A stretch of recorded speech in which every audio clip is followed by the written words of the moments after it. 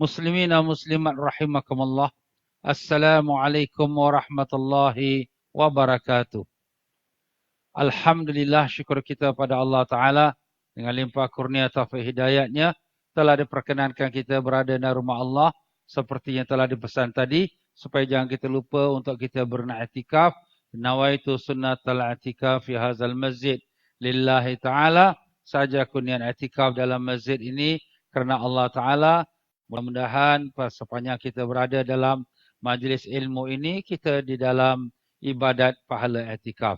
Ya tuan-tuan dan puan-puan semua, apa khabar? Alhamdulillah. Mari sama-sama kita doa. Allahumma inna nas'aluka ya Allah.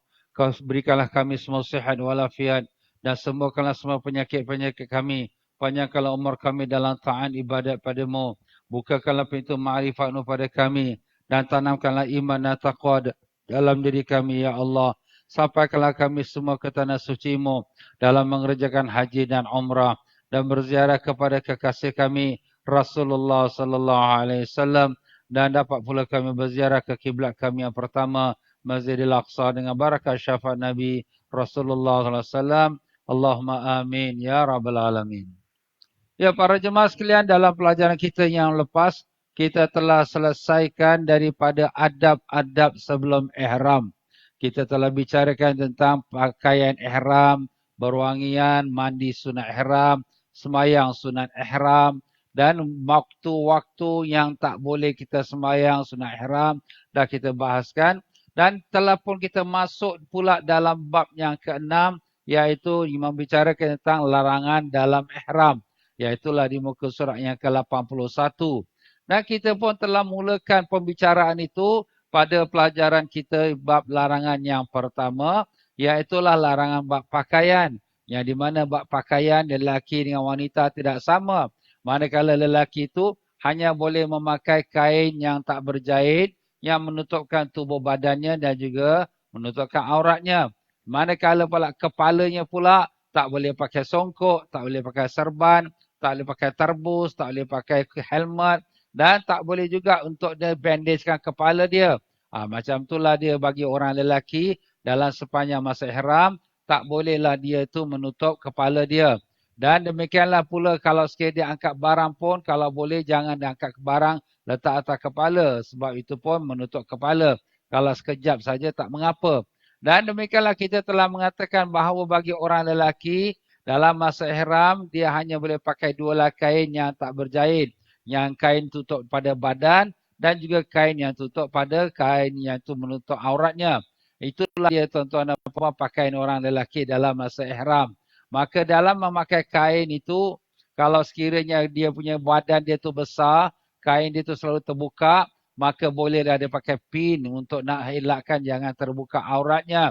Tetapi kalau sekiranya badan dia selalu terbuka, tak boleh dia pakai pin, tak boleh. Kain boleh, sebab kain tu menutup aurat. Aurat tu wajib. Kalau badan bukan aurat. Jadi sebab itulah dia tak boleh pakai pin. Begitulah dia dalam kita mengatakan tak boleh pakai pakaian yang berjahit. Iaitu berjahit itu dari segi artinya bertemu dua hujung yang di mana kita pun jahitkan dia dan kita pun duduk tangan kita atau badan kita kat tengah-tengah dia. Seperti baju yang kita pakai sekarang. Semuanya berjahit, jadi kita duduk dikerongkongi oleh kain yang kita pakai tadi. Tetapi kalau sekiranya kain ihram tu koyak, kemudian kita jahit dia, itu tak mengapa. Ataupun kain ihram kita tu banyak dia punya rambu-rambu terkeluar, kita pun jahitkan dia, tak mengapa. Sebab itu tidak menjadi perkara yang dilarang. Jadi dilarang tu kalau sekiranya kita pakai macam kita pakai baju ni sekarang lah. Dan demikian juga bahagian kaki pula. Orang lelaki dalam masa ihram, dia tak bolehlah pakai kasut, tak boleh pakai boot, tak boleh pakai sport shoe, tak boleh pakai stocking. Semua perkara yang menutup kaki dia tak boleh. Yang dia boleh pakai hanyalah kalau sekiranya selipar ataupun sandal, itu boleh. Tapi dengan syarat selipar atau sandal itu tidaklah menutup akan jari-jari kaki dia dan tidak pula menutup akan mata kaki dan tumit dia. Itu dia punya syaratnya. Jadi orang lelaki kena shopping lah. Belilah selipar ke sandal untuk dia pakai dalam masa ihram. Manakala kalau sekiranya orang perempuan maka dia tidak ada banyak masalah. Dia boleh pakai apa saja. Tapi kalau orang lelaki tu dia tak bawa dia punya kasut dia atau selipar dia dalam masa dia nak jatuhkan niat, umpama dia nak jatuhkan niat ihram haji atau umrah dalam kapal terbang, jadi dia bolehlah pakai kasut tapi sementara saja sewaktu dia dalam kapal terbang. Nanti bila dia mendarat, dia hendaklah ambil selipar dia. Tapi kasut dia pakai tu mestilah dipotong di bawah tumit dia. Kalau tak ada potong, maka dipijakkan kat ujung tumit dia. Ini supaya apa? Supaya tidaklah dia tutupkan tumit dia. Sebab syarat kaki tu mesti nampakkan tumitnya. Itulah dia tuan-tuan dan puan-puan ya, untuk kita orang yang lelaki dalam ihram. Adapun untuk orang perempuan, maka dia hanya tak boleh tutup muka dan dia juga tak boleh bersarung tangan. Itu saja untuk orang perempuan. Jadi kalau sekiranya orang perempuan yang memang dia memakai niqab ataupun pakai tutup muka, maka hendaklah cara dia tu, hendaklah dia letakkan topi spot atas kepala dia dan kemudian dilaburkan dia kain tudung dia tu supaya tidak terkena kepada wajah dia atau kulit muka dia. Itulah caranya kalau dia masih nak meneruskan dengan pakaian menutup mukanya. Itu walaupun dalam keadaan yang kita kata dia tak boleh tutup muka, tapi ada caranya kalau dia nak meneruskan tutup muka dengan seperti yang disebutkan tadi. Ya, para jemaah sekalian, pada hari ini kita masuk pula di dalam perkara yang kedua daripada larangan ihram, iaitu larangan terhadap wangi-wangian. Ya, hari ini kita sambung lagi, iaitu di muka suratnya ke-86.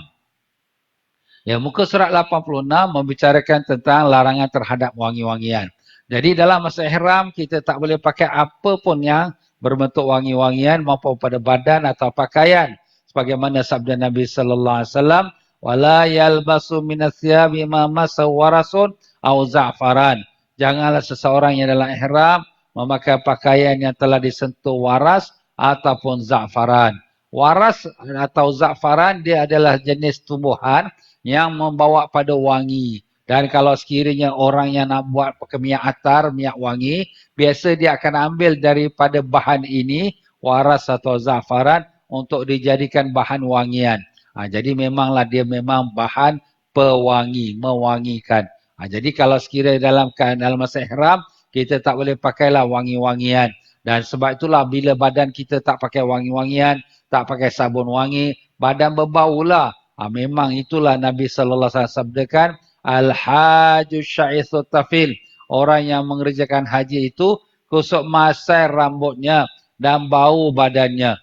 Kenapa kusuk masai rambutnya? Pasal rambut dia tak disikat. Dan kenapa pula bau badannya? Kerana tak ada pakai wangi-wangian. Jadi macam itulah dia dalam masa kita ihram. Tapi kan kita ustaz, kita kalau nak sembahyang sunat pakai minyak wangi, pakai minyak atar. Kenapa pula dalam ihram ni tak boleh pakai pula? Inilah hikmahnya Allah SWT supaya tak mau membezakan antara satu sama yang lain. Semuanya sama. Kalaulah boleh pakai, nanti ada orang yang kaya, raja-raja nak pakai yang mahal-mahal, minyak wangi yang bagus-bagus. Dah kita pula yang miskin-miskin tak ada pula pakai minyak wangi. Jadi nampak berbeza-beza. Jadi Allah Ta'ala kata jangan. Kamu datang semuanya sama saja. Antara raja dengan rakyat, antara kaya dengan miskin, tak ada beza. Semuanya badan berbau. Semuanya kain ihram yang tak berjahit. Begitulah Allah Ta'ala nak buangkan sifat-sifat sombong kita, sifat megah kita dalam masa kita berihram. Dan demikian jugalah di dalam masa kita berihram ini, Allah SWT nak mengenalkan diri kita. Mengenalkan diri kita apa? Iaitu kita ni sebenarnya, maaf tuan-tuan, kita sebenarnya ni busuk. Busuk? Yalah busuk. Engkau kalau dah berjalan, dah penat berpeluh, apa yang bau? Bau busuk, bau badan, bau tengik. Macam itulah dia. Macam itulah dia kita tuan-tuan. Kita ni sebenarnya busuk. Sebab tu apabila kita mati, kita ditanam dalam-dalam. Kenapa? Supaya jangan keluar bau busuk tu mengganggu orang-orang yang hidup.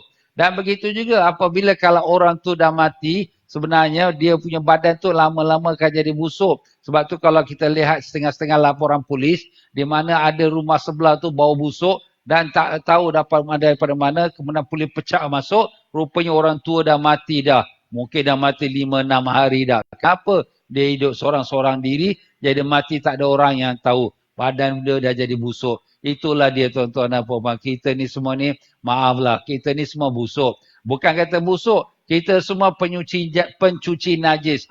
Pencuci najis, ustaz cakap jangan kasar. Betul. Apa ke tidak? Kita bila buang air besar main kecil, siapa yang cuci kita? Nak panggil bibi cuci. Tak ada. Kita sini cuci. Kita pencuci najis lah. Dia sultan ke, dia agung pun dia cuci najis dia juga. Kita ni semua pencuci najis. Bukan itu saja. Bahkan kita semua pembawa najis. Bawa najis? Maaf tuan-tuan. Dalam perut kita semua ni, apa ada? Itulah dia kotoran. Dan kalau sekiranya sakit perut, aduh sakit perut. Lepas tu bagaimana? Pergi toilet, buang apa? Buang tai. Maaflah ya. Buang najis. Jadi kita ni maaflah. Kita ni pergi mana-mana pun bawa tempayan najis. Allah, hinanya kita tuan-tuan. Tapi manusia ni tak sedar. Dia rasa hebat, dia rasa bangga. Dia rasa dia cantik, dia rasa dia kuat, dia kaya, dia ada segala-galanya. Jadi Allah Ta'ala nak buang tu semua. Tak ada, kau ni busuk aja. Kau ni tak ada apa pun. Itulah dia tuan-tuan dan puan-puan. Subhanallah, dalam ibadat haji dan umrah ni, dia merupakan ibadat pendidikan rohani untuk mengenalkan diri kita siapa dan untuk kita mengenal kepada kebesaran Allah Subhanahu wa taala. Itulah dia tuan-tuan. Di dalam masalah kita berwangi-wangian ini ada beberapa perkara perhatian. Pertama, boleh duduk dalam kedai minyak atar. Boleh. Kita tak beli minyak atar, kita tak pakai minyak atar, tapi kita duduk dalam minyak atar. Kedai minyak atar. Kita pun duduk dalam 5-10 minit, badan kita pun berwangi. Macam mana kau pakai minyak wangi tak boleh? Aku tak pakai, aku cuma duduk dalam kedai itu saja. Itu diharuskan. Dan demikian juga boleh duduk dalam tempat yang dibakar wangi-wangian. Seperti kalau kita duduk samping Kaabah, nanti akan ada orang dia bawa tempat bara, dia bakar gaharu. Gaharu ni kayu lah. Wangi kayu ni. Dia pun bawa keliling Kaabah. Bau semua. Semerbak semua orang yang tepi tu semua terkena asap dia. Aku kena asap wangi ni. Macam mana? Itu tak mengapa. Sebab kita bukan pakai. Tapi dia adalah asap. Itu diharuskan. Begitu juga kalau pakai ihram kita, kalau kita nak basuh dari Singapura, kita basuh jangan pakai sabun wangi. Ya, macam kita biasa buat basuh baju-baju kita basuh dalam washing machine, kita letak sabun wangi. Tapi ini kan ihram, jangan. Kenapa jangan? Sebab kalau sekiranya kita dalam masa ihram, kalau sekiranya ihram kita yang ada badan dah kotor, kita nak keluarkan salinan dia, yang spare kita bawa tu dalam beg, kita nak pakai, alamak bau wangi dah tak boleh pakai. Jadi sebab tu di sini kalau boleh, jangan kita basuhkan ihram kita dengan sabun wangi. Kalau kita nak pakai sebelum jatuh niat, boleh. Sebelum jatuh niat, Ustaz, saya nak pakai kain ihram, tapi dah basuh dengan minyak wangi ataupun sabun wangi. Boleh tak? Ini bau wangi ni. Kalau belum niat, boleh. Tapi kalau dah jatuh niat, nak ambil yang baru nak pakai itu dah tak boleh kalau ada bau wangi. Jadi yang lebih bagus, janganlah basuh dengan sabun wangi supaya nanti kalau kita nak pakai salinannya, kita tak ada masalah. Itu caranya. Dan demikian pula mengenai mencium harum-haruman seperti mencium minyak atar atau bunga-bunga yang harum. Maka ada dua pendapat di sini. Ada yang mengatakan boleh. Kenapa aku kata boleh? Karena aku bukan pakai, aku cuma cium bau dia saja. Ada kata tak boleh sebab termasuk dalam hukum memakai wangi-wangian. Jadi dalam masalah ini lebih baik kita tidak pakailah ya. Kita tidak menciumlah ya harum-haruman tu. Dan demikian juga makanan yang dicampurkan dengan bahan-bahan wangian. Jika masih kekal wanginya, maka tak bolehlah kita memakannya. Jika sudah hilang bau wanginya, maka bolehlah kita memakannya. Jadi umpamanya kalau kita dalam masa ihram, kita pula dihidangkan nasi biryani dam. Power. Nasi biryani dam ni atau nasi minyak pun, dia akan masak, nanti dia akan letak minyak za'faran, baru kita bangun bunga ros. Jadi bila dia tutup, bila dia buka, wangi bau dia. Memang selera lah. Kau dalam ihram, ini nasi ni bau wangi, tak boleh makan. Alamak, rugi ya. Nanti. Tunggu, hilangkan bau wangi dia. Buka periuk dia, dah lama dah. Kemudian dah hilang dah bau wangi dia, baru boleh makan. Itu caranya tuan-tuan ya. Jadi kalau kita dalam masa ihram, tak bolehlah nak makan yang lazat-lazat yang berbau wangi itu. Dan demikian juga, harus membeli minyak wangi dan dibawa bersama dalam ihram selagi tidak dipakainya. Sebab kita tak pakai, Kita cuma bawa dia saja. Jadi kita beli minyak wangi 1 botol, 2 botol, kita bawa dalam handbag kita. Kau ni bawa minyak wangi? Ya, aku bukan pakai. Ini aku cuma bawa dia saja. Itu harus hukumnya. Dan demikian juga kalaulah terkena minyak wangi dengan cara tak sengaja atau jahil akan hukumnya, maka segeralah dihilangkannya dengan dia membasuhkannya dan tidak ada kena apa-apa bayaran denda. Jadi kalau sekiranya kita biasa lepas makan, kita pun basuh tangan, kita pakai sabun. Sabun tu memang sabun wangi. Tapi kita terlupa yang kita dalam ihram tak boleh pakai sabun wangi. Kita dah gosok sapu tangan kita dengan sabun. Alamak aku dalam ihram macam mana ni? Dia sabun ni. Alamak wangi. Habis apa nak buat? Kita basuh dia. Sampai dia dah tak ada lagi bau wangi dia. Barulah kita pun bebas daripada larangan tersebut. Habis nak kena bayar denda apa-apa tak? Kalau benda yang kita tak sengaja, tak ada kena denda. Ataupun kita jahil. Jahil tu apa? Tak tahu hukum. Kita tak tahu hukum. Kenapa tak tahu hukum? Pasal kelas hari ni dia tak datang. Jadi kerana dia tak tahu hukum, dia pun tak kena denda. Jadi macam itulah dia tuan-tuan ya. Macam tu juga kadang-kadang ada orang dia colikkan minyak atar pada tangan kita. Kita dalam ihram, dia tak tahu. Dia ambil minyak atar, dia colik. Alamak, aku dalam ihram. Habis apa nak buat ni? Basuhlah. Hilangkan dia sampai tak ada lagi bau wangi dia. Itulah caranya dalam kita melakukan tak sengaja dengan kerana kejahilan kita ataupun terlupa. Dan masalah celak pula. Celak ni jika ada wangi-wangian, maka haram. Tak boleh kita gunakan. Itu kalau memang celak tu wangi. Tapi kalau dia tak wangi, tapi dia menarik, mencantikkan. Lagi pakai celak, lagi cantik di wajah dia. Ini menggoda lelaki-lelaki melihat. Itu hukumnya makruh. Tapi kalau tidak menarik, tidak mencantikkan, hukumnya harus. Ya. Jadi kalau boleh kita dalam masa ihram, tak payahlah nak pakai celak. Ya. Sebab ini pun bukannya kita wajib. Cuma kalau boleh kita elakkan. Adapun memakai inai semasa dalam ihram, adalah harus dalam mazhab Syafi'i. Pakai inai. Kerana dalam mazhab Syafi'i, inai tidak dikira sebagai wangian. Tapi kalau dalam mazhab Hanafi dia kira sebagai wangian. Jadi dengan sebab itu dalam mazhab Hanafi, tak boleh memakai inai dalam masa ihram. Dan begitu juga kalau kita kata wangi-wangian tu tak boleh, sama jugalah masa kita nak memberus gigi kita. Kita tak boleh pakai obat gigi yang ada wangi-wangian. Dan kalau sekira ada wangian, tak boleh kita pakai. Walaupun memang tujuannya untuk pembersihan diri kita. Kerana manufacturer ataupun factory yang membuat minyak atau kita kata obat gigi, memang sengaja dia letakkan perfume di dalam obat gigi. Kenapa? Sebab dia nak mewangikan kita punya gigi. Dia nak menarik customer. Ini obat gigi ni wangi, sedap. Jadi dengan itu bila kita dalam ihram, tak bolehlah kita pakai obat gigi yang ada berbau wangi. Dan demikian juga tak boleh pakai sabun-sabun yang ada bau wangi. Yang kita biasa pakai di rumah kita buat sabun mandi, tak boleh. Habis kalau tak pakai sabun biasa, nak pakai sabun apa Ustaz? Pakailah sabun obat. Sabun obat? Yelah sabun obat ini sebenarnya dia bau obat. Tapi dia tidaklah wangi. Ataupun kita pakailah sabun yang tak ada bau wangi sama sekali. Dia memang ada tuan-tuan dia. Dan demikian pula iaitu kalau sekira obat gigi kita tak boleh pakai yang berbau wangi, nak pakai obat gigi yang macam mana? Pakai obat gigi yang tak ada bau wangi. Obat gigi apa ni? Ini obat gigi siwak dipanggil.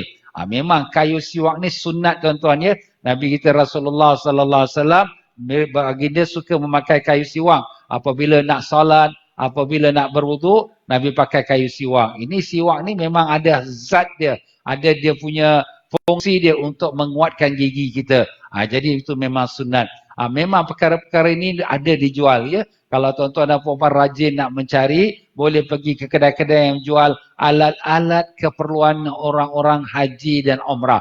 Kat mana tu? Ada dekat Golden Landmark, kat Arab Street. Kat tempat pejabat saya tu, kat tingkat 1, tingkat 2 tu adalah 2-3 kedai orang Islam kita yang menjual barang-barang keperluan jemaah-jemaah haji dan umrah. Boleh cari di sana sabun yang tak wangi, kemudian obat gigi yang tak wangi ya.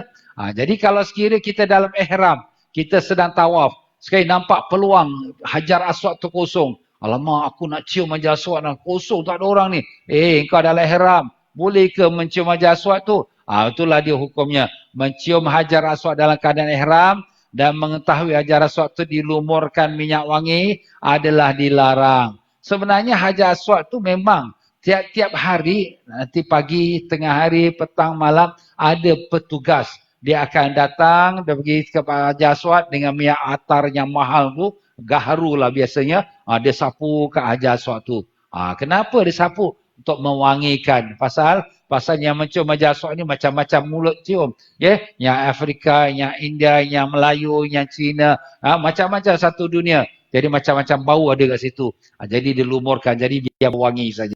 Tapi bila kita cium dia, kita dalam ihram, kita cium dia, maka bibir kita letak atas minyak wangi. Jadi bila letak atas minyak wangi, mana kita sengaja mengenakan diri kita dengan minyak atar, hukumnya dilarang. Habis ustaz rugi lah. Kita dah dapat can ni tak minum.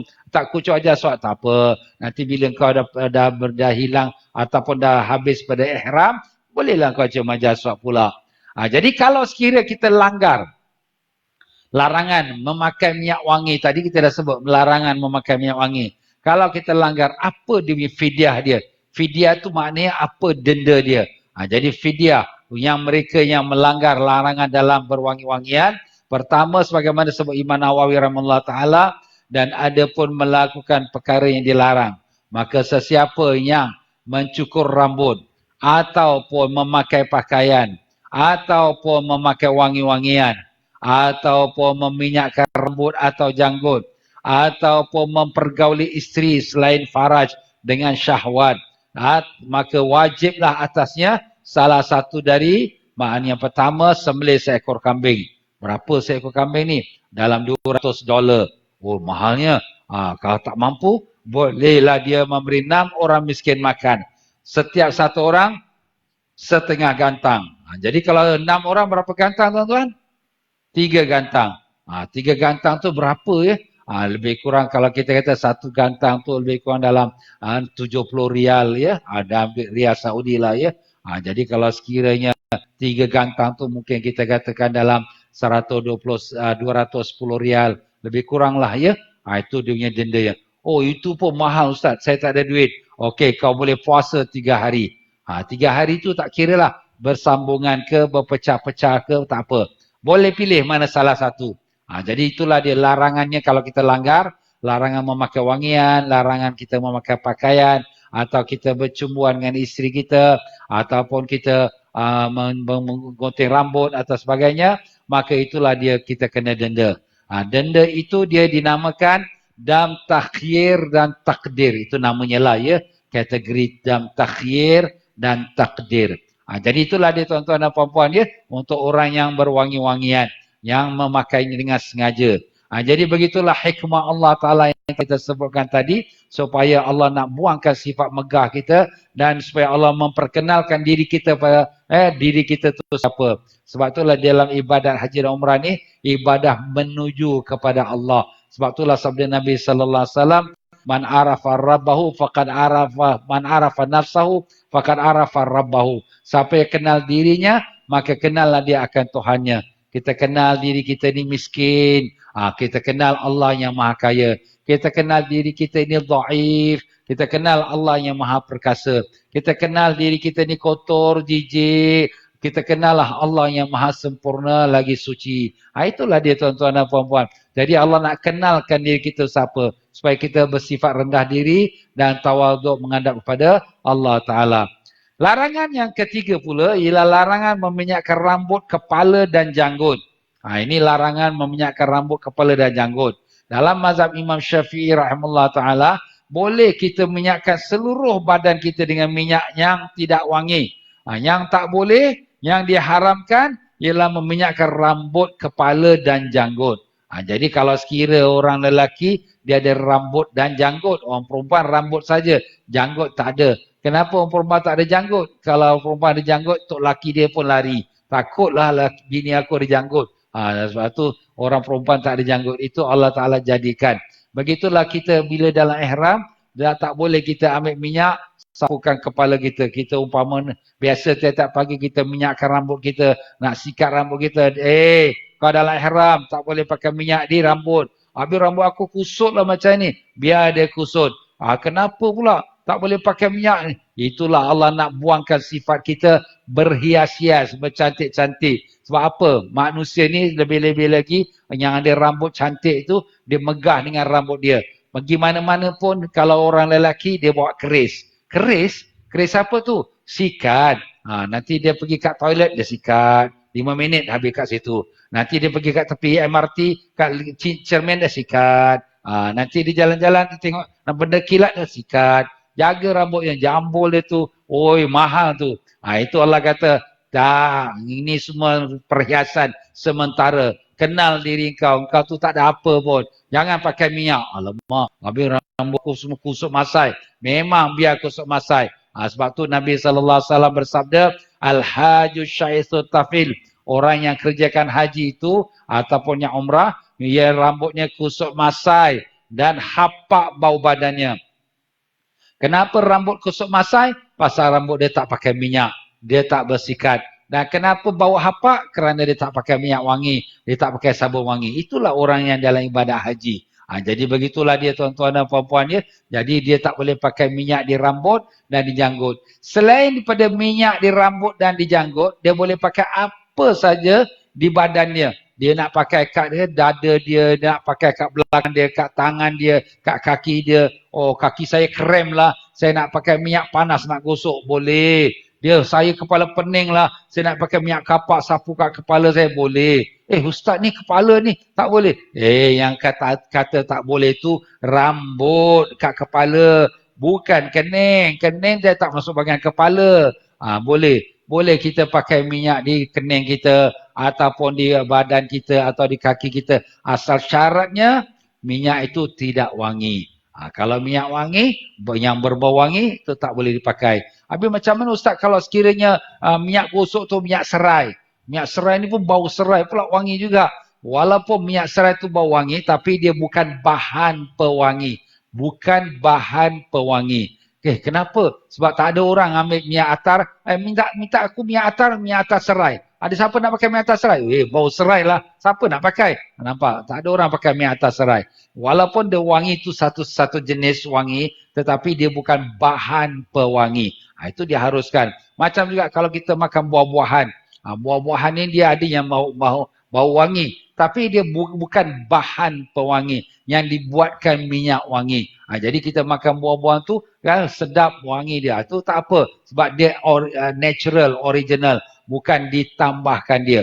Tetapi ini dalam mazhab Syafi'i yang tak boleh kita pakai minyak di kepala dan di janggut. Tapi kalau mazhab yang lain, seluruh badan pun tak boleh pakai minyak.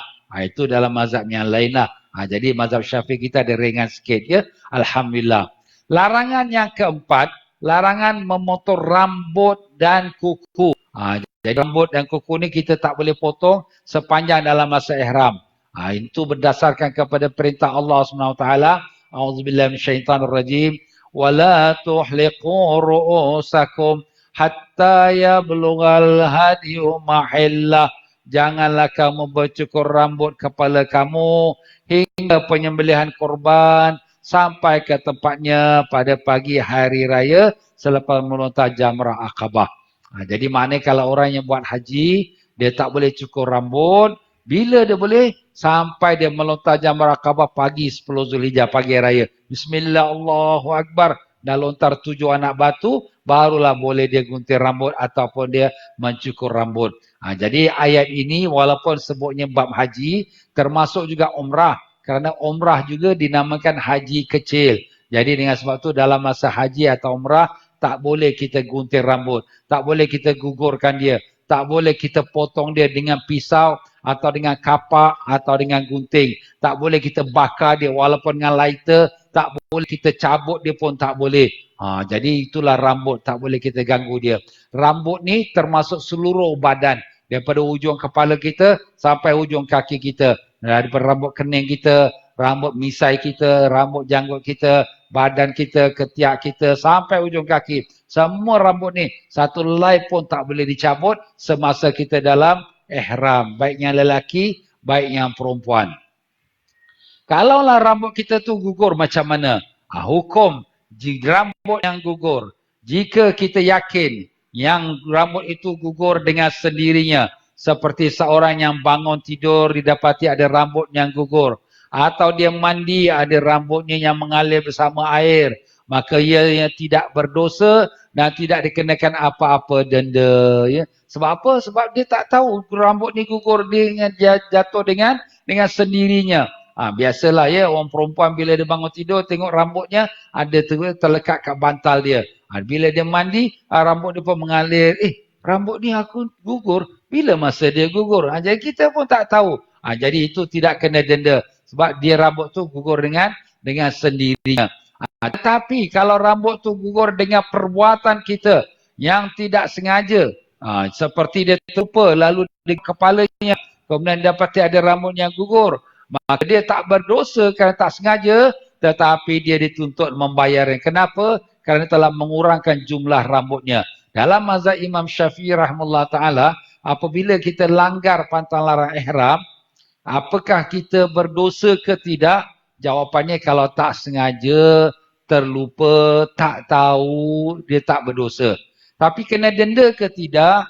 Kena denda ni kalau dia ada mengurangkan sesuatu pada badan kita. Kalau tak mengurangkan sesuatu pada badan kita, tidak kena denda. Macam mana tu? Macam tadi kita terpakai minyak watar atau sabun wangi. Ini dah langgar. Tetapi kita basuhkan ini. Ada tak sesuatu kurang? Ada tak kuku tercabut? Ada tak jari terpotong? Tak ada apa yang kurang, Ustaz. Tak ada kena denda. Macam itulah juga kalau sekiranya kita dalam masa kita dalam ihram, kita pula rambut kita garuk. Kita garuk, geramlah rambut ni gatal. Kita garuk, jatuh satu helai. Tadi rambut atas kepala ada 1,000 helai. Dah jatuh satu, kurang, dah tinggal 999. Nombor polis pula. Alamak dah kurang . Oh, kau dah kurang, kau kena bayar denda. Habis saya tak sengaja. Saya terlupa. Tak sengaja, terlupa, tak berdosa. Tetapi kerana dah kurang rambut kau yang kau garuk tadi, maka kau kena bayar denda. Berapa denda tu pula? Jadi jika sehelai rambut yang gugur tu dengan perbuatan kita, fidyahnya, dendanya 1 mud. 1 mud tu 1 cupak makanan seorang miskin. 1 cupak tu berapa banyak? 1 cupak tu ialah kira-kira kita katakan 14 style. 14 style tak sampai 1 kilogram. Tak sampai 1 kilogram. 1 kilogram lebih kurang dalam 20 style lebih kurang lah ya. Jadi maknanya kalau kita jatuh rambut ke 1 helai, kita bayarlah 1 cupak. Mana kita beli beras 1 kilogram, kita sedekah pada orang miskin Mekah. Itu kalau 1 helai. Kalau sekiranya 2 helai, maka jika rambut tu 2 helai, fidyahnya 2 mud, 2 cupak makanan seorang miskin. Itu kalau 2 helai. Maka jika rambut gugur tu tidak melebihi 3 helai, walaupun berulang kali 10 atau 20 kali, tetap ianya hanya dihukum setiap helai 1 mud. Jadi macam itulah tuan-tuan.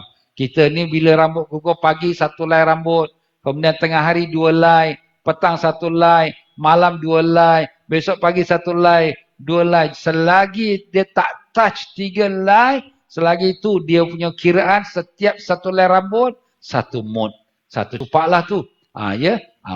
Saya ni Ustaz, saya dah gugur dah 10 helai. Tapi berselang-seli 1, 2, 1, 2. Okey, 10 kali berapa rial? Dah itu saja. Tetapi setiap kali bila jatuh rambut kita tu, kita rekod lah. Ya, kita rekod, kita tulis berapa banyak. Jangan kita setiap kali bila jatuh saya, Ustaz, ini saya nak bayar fidyah, rambut saya jatuh. Kemudian petang lagi, Ustaz, ini rambut saya jatuh, saya nak bayar fidyah 2 helai. Nanti malam lagi, Ustaz, asyik mungkin kau aja ni. Nampak? Janganlah macam tu. Rekod, tulis. Masuk dalam diary. Hari ini berapa helai? 1, 2, 3, 4. Tapi berpisah-pisah. Okey, kemudian total. At the end of the day, sebelum kita nak balik Singapura, ataupun sebelum kita nak berangkat pergi Madinah, kita totalkan dia, berapa rambut ni aku dah jatuh ni. Kalikan berapa rial dia. Kemudian jumpa pegawai atau jumpa ustaz, saya wakilkan ustaz untuk membayarkan fidyah rambut saya yang gugur. Macam tu caranya. Itu kalau tak sampai 3 helai. Kalaulah sekiranya sampai 3 helai, macam mana? Dalam mazhab Syafi'i, kalaulah sudah sampai 3 helai, maka kalau kurang 3 helai. Tapi kalau sudah 3 helai yang gugur dari satu anggota dengan satu perbuatan, wajiblah dam. Wajib dam. Dam tu yang macam mana? Jadi dia garuk-garuk kepala, sekali keluar 3 helai. Alamak, 3 helai lah. Ustaz dah cakap 3 helai ni kena dam. Tapi dam tu macam mana? Itu yang saya dah sebutkan tadi kan. Yang kita katakan dam tu ada pilihannya. Dia dia tu membayarkan dengan sembelih seekor kambing. Ataupun dia berpuasa. Kita katakan memberi makan 6 orang miskin makan. Ataupun dia berpuasa 3 hari. Boleh pilih lah. Ya, mana satu yang dia nak buat. Ya? Itu dia boleh bayar dam. Dam seekor kambing. Ataupun 6 orang miskin makan. Ataupun dia puasa 3 hari. Itulah dia ya. Apabila kalau dia rambut dia gugur lebih pada 3 helai. Lebih pada 3 helai ini sampai kira-kira kalau kepala botak pun sama juga dia punya hukum dia. Maknanya dia punya bayaran dia dam tadi yang boleh pilih salah satu pada 3 perkara. Seekor kambing ataupun dia memberi makan 6 orang miskin makan ataupun dia berpuasa 3 hari. Itulah dia tuan-tuan dan puan-puan ya. Kalau kita gugurkan rambut kita. Walaupun tak sengaja. Tapi kita buat dengan perbuatan kita. Yang tak sengaja tu tak berdosa. Tapi kerana kita dah buat, kita garuk-garuk dia. Kita tidur tengah-tengah malam. Kita garuk-garuk gatal rambut kita. Bangun pagi, ada rambut lah kat bantal aku ni. Ini rambut dah 3 helai lebih dah ni. Macam mana ni? Kau ada garuk-garuk? Ada, aku ada garuk. Kau kena bayar dia lah. Itulah denda tadi boleh pilih salah satu pada 3 perkara. Itulah dia dalam mazhab Imam Syafi'i kita rahimahullah ta'ala. Tetapi kalau sekiranya kepala dia tu ada luka. Luka dia tu kerana dia aksiden, dia jatuh. Kemudian kepala dia tu nak kena cukur. Pasal apa? Doktor nak jahit kepala dia tu. Pasal dah luka. Jadi bila nak kena cukur tu, doktor saya dalam ihram. Walaupun dalam ihram pun kena cukur juga. Maka orang yang seperti ini dimaafkan. Dimaafkan tu apa? Tak berdosa. Tapi kena denda. Itulah Allah Ta'ala firmankan. A'udzubillah minasyaitanirrajim. Faman kana minkum maridan aw bihi adam min ra'si.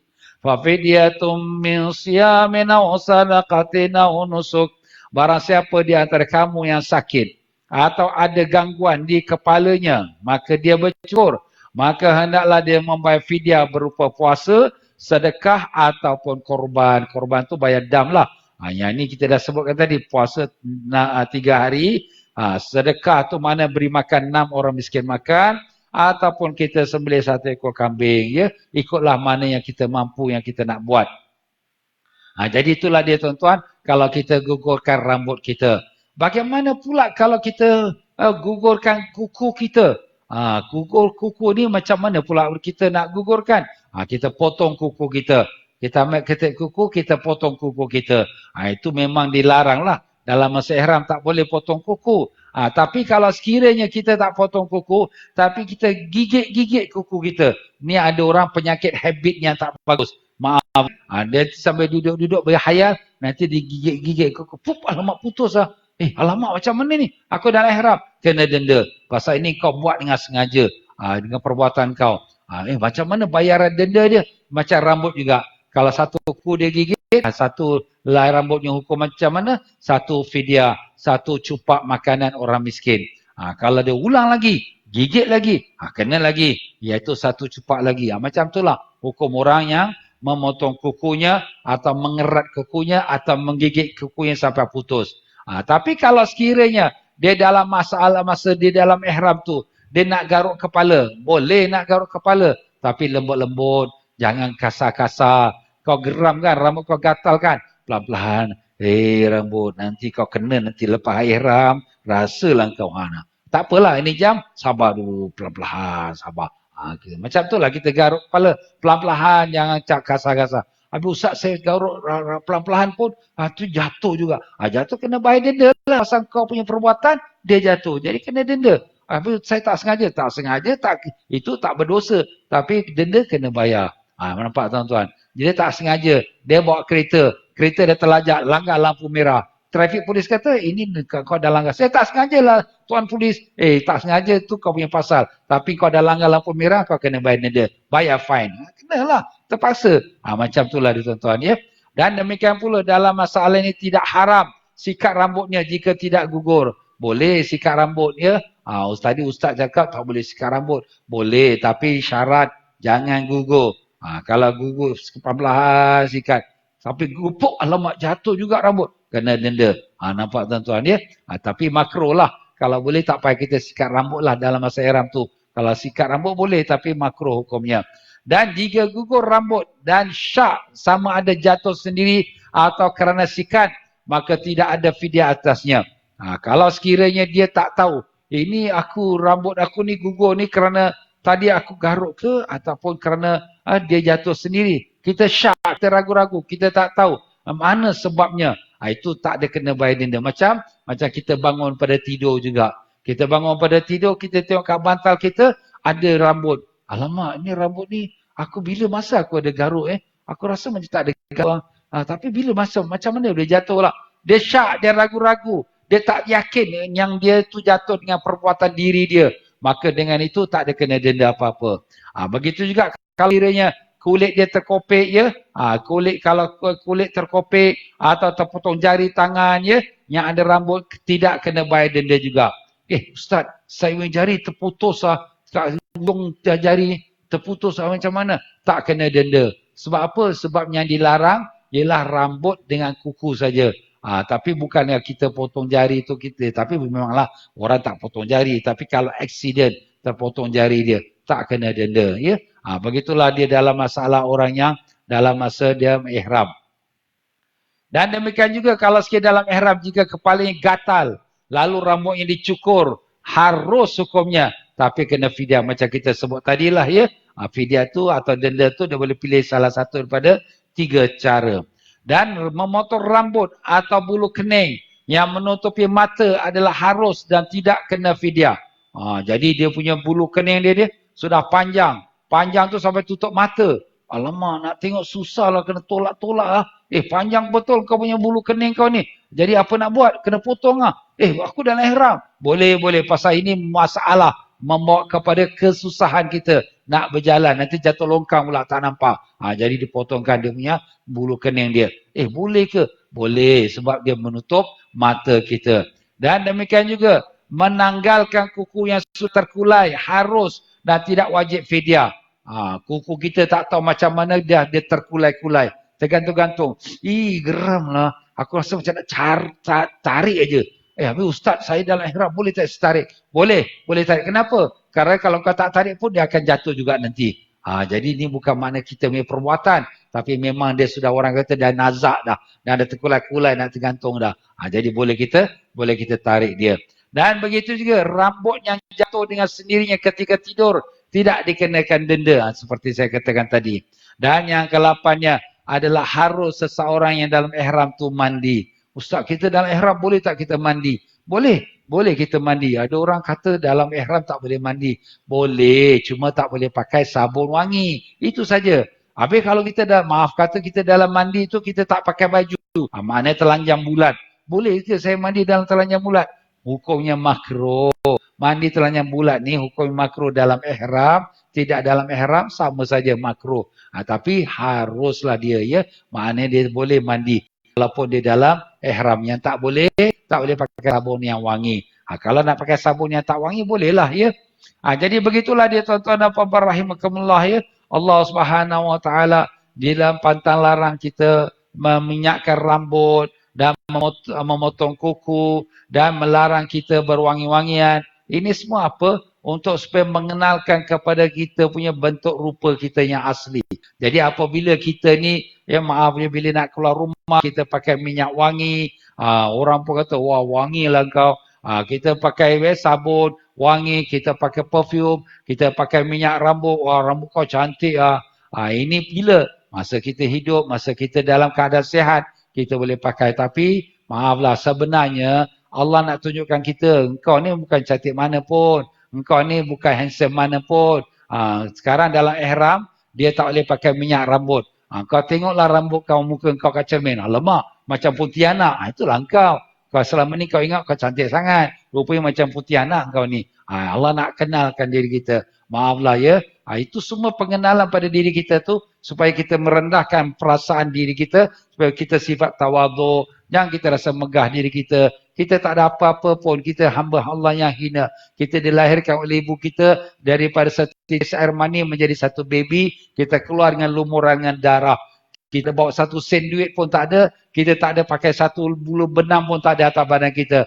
Kita telanjang bulat, kita keluar ke dunia. Kita keluar miskin, kita keluar fakir, kita keluar dalam keadaan bodoh, jahil. Nak cakap pun tak tahu. Yang boleh kita menangis. Weh, itu saja. Itulah kita. Tapi kadang-kadang manusia lupa. Bila dia dah besar, dia jadi orang ternama, dah jadi orang pandai, dah ada duit banyak, dah handsome pula, cantik pula. Dia kadang-kadang dia lupa asal-usul dia. Allah nak bawa balik. Ingat balik asal engkau. Engkau ni tak ada apa-apa. Engkau ni kotor. Engkau ni hina. Barulah kita sedar. Kita tawaduk. Subhanallah tuan-tuan ya. Rupa-rupanya dalam ibadat haji dan umrah ni merupakan satu pendidikan rohani untuk kita mengenal diri kita. Supaya kita merendah diri dan tawaduk kita kepada Allah Subhanahu Wa Taala. Ya, larangan yang kelima pula, larangan melangsungkan pernikahan. Jadi dalam masa kita dalam ihram, maupun ihram haji atau ihram umrah, kita jangan melakukan perbuatan melangsungkan pernikahan. Kalau nak menikah sangat pun, nantilah tunggu lepas habis haji, lepas habis umrah. Dah ustaz saya dah jatuh cinta lah dengan perempuan tu, dah jatuh cinta lah. Sabar dulu, habiskan kau punya haji dulu, habiskan kau punya ihram umrah dulu, dah lepas tu baru boleh nikah. Itulah tuan-tuan ya. Kenapa? Sebab Rasulullah SAW telah bersabda, la yankihul muhrimu wa la yunkahu wa la yakhtubu. Tidak boleh seorang muhrim tu bernikah atau dinikahkan dan tidak boleh meminang. Jadi dalam masa pernikahan, yang manakah dalam bersangkut paut dalam hukum nikah? Pengantin lelaki. Pengantin lelaki ini tak boleh dalam ihram. Pengantin perempuan tak boleh dalam ihram. Wali nikah, mana bapa ataupun wali si perempuan tak boleh dalam ihram. Dan saksi. Kalau sekiranya satu daripada 4 orang ini dalam ihram, nikah tu tak sah.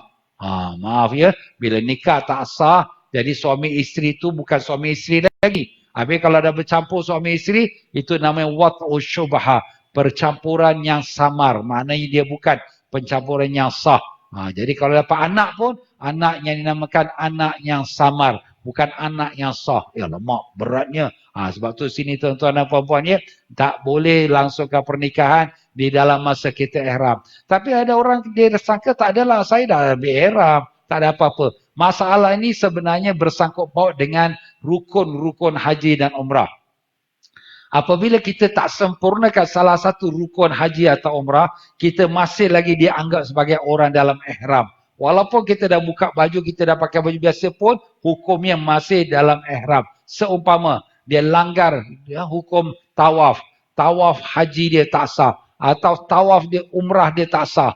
Jadi bila dia tawaf tak sah, rukun haji ada tawaf. Rukun umrah ada tawaf. Bila dah tak sah, dia punya ihram masih lagi hukum ihram. Oh, saya dah gunting rambut, saya dah pakai baju baru. Tak ada, kau masih dah ihram kerana tawaf tu kau dah langgar larangan dia dan kau punya tawaf tidak sah. Jadi bila dia balik ke tanah air Singapura, dia pun jadi wali nikah. Nikahkan anak perempuan dia. Aku nikahkan kau dengan anak gadisku. Tak sah nikah anak gadis dia. Ataupun dia jadi pengantin lelaki. Aku terima nikahnya si Polan binti si Polan. Tak sah kau terima nikah itu. Ataupun dia jadi saksi. Sah tak? Sah. Sah. Tak sah sebab saksi dalam ihram. Allah tuan-tuan, berat. Sebab tu saya kata every class is very important. Sebab kita ni nak buat ibadat ya. Ibadat itu mesti ada ilmu. Tak boleh tengok-tengok orang buat macam mana kita buat tapi kita tak tahu apa yang kita buat. Sebab tu di sini kita perlu dah ada ilmu. Alhamdulillah ya, kita kelas kita ni kita mengajar ni kita ada dapat pengetahuan. Nanti besok di Tanah Suci, di Mekah ataupun di Madinah, bagi orang yang buat umrah pun kami adakan ustaz juga. Saya punya wakil saya lah. Sebab saya nak pergi semua tempat pun tak boleh. Tapi ada wakil. Kalau haji saya sendiri pimpin.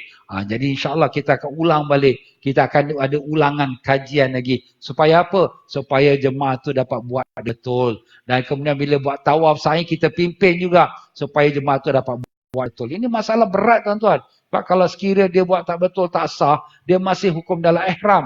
Bila masih dalam ihram, kalau kena pula dia nak nikahkan anak dia ke, atau nak jadi wali ke, nak jadi pengantin lelaki ke perempuan ke, tak sah nikah dia, berat tu. Habis macam mana ustaz kalau jadi macam tu? Itu cerita panjang pula lah. Dia ada hukum-hukum dia pula lah. Ini kita cerita dari segi hukum tentang pantang larang dalam ihram.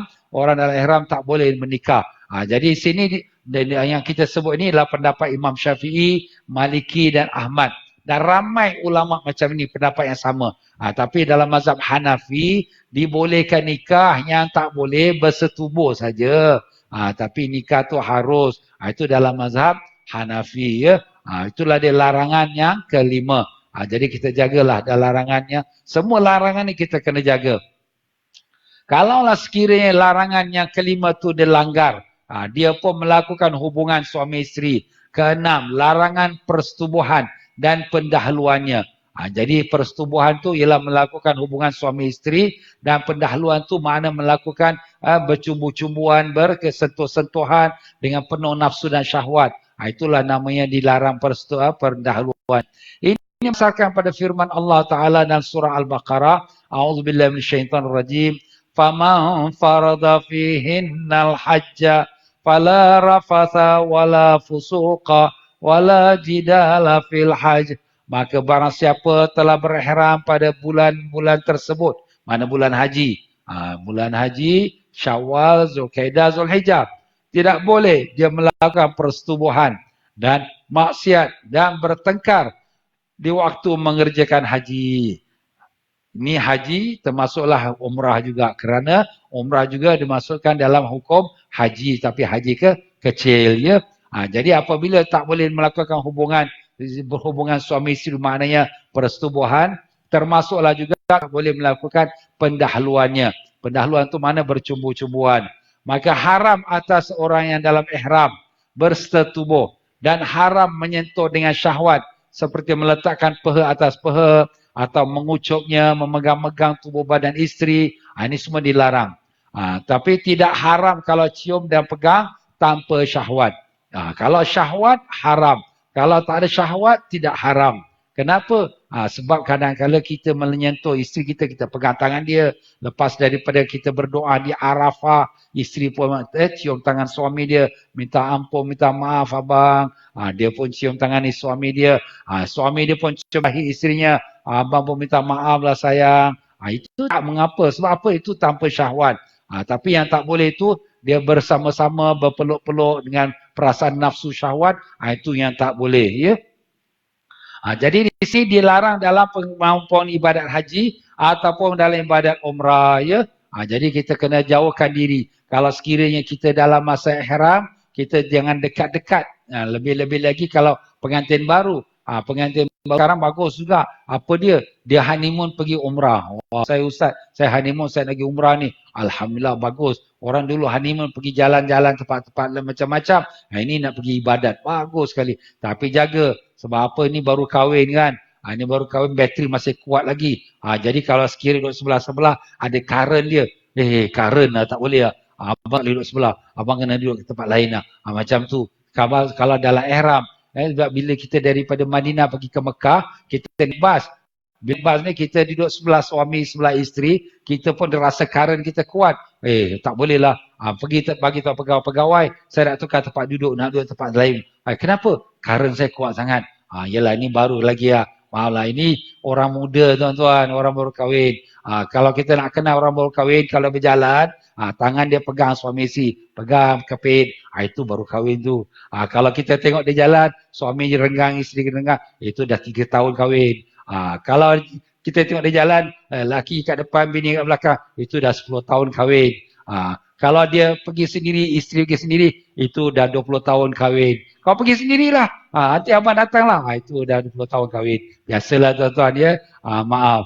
Tapi kalau yang pegang-pegang tu, itu baru kahwin. Baru-baru je dia pegang. Maaf tuan-tuan, ya. Ini kita cakap je lah. Jadi kita kena jaga ni. Sebab ini pantang larang ihram. Kita dah tahu. Kita tak pedulikan. Tak apalah kita duduk sebelah-sebelah. Tapi nafsu naik, ya. Duduk sedap, langgar laki dia, langgar bini, Ini haram ni. Engkau dalam ihram, kau yang markah potong. Ting, ting habis. Sampai Mekah tinggal zero je. Habis dah pahala. Maaf tuan-tuan ya. Ni kita kena jagalah ni pantang larang dalam ihram ya. Kalau kita rasa tak boleh. Macam tu juga kalau sekiranya kita ni dah sampai ke Mekah, kita pun nak pergi tawaf. Biasalah ya, orang yang buat umrah ni, dia cepat saja. Dia sampai Mekah, lepas dia makan malam, dia pun ambil siap-siap uduk. Mari, ustaz pun bawa nak pergi tawaf. Ustaz tak apalah, saya nak rehat dulu, saya penat. Nanti saya pergi tawaf sendiri, saya dah tahu dah, saya dah pernah buat umrah. Okey, dia tidur. Dia pun tidur rehat. Tidur rehat tapi tidur satu katil dengan laki dia, dengan bini dia. Habis apa jadi? Dah kara melekat. Dah melekat, susahlah tu. Sebab tu orang kata jangan dekat-dekat, nanti melekat. Dah jadi buat benda yang tak boleh. Dah ni berosak. Sebab tu di sini kalau boleh kita dalam ihram, cepat-cepat segera kita selesaikan kita punya rukun-rukun umrah kita. Tapi kalau haji, biasa kalau haji ini tuan-tuan ya, kami memang pisahkan. Lelaki suami dengan lelaki, perempuan ni isteri dengan perempuan. Kita pisahkan bilik dia.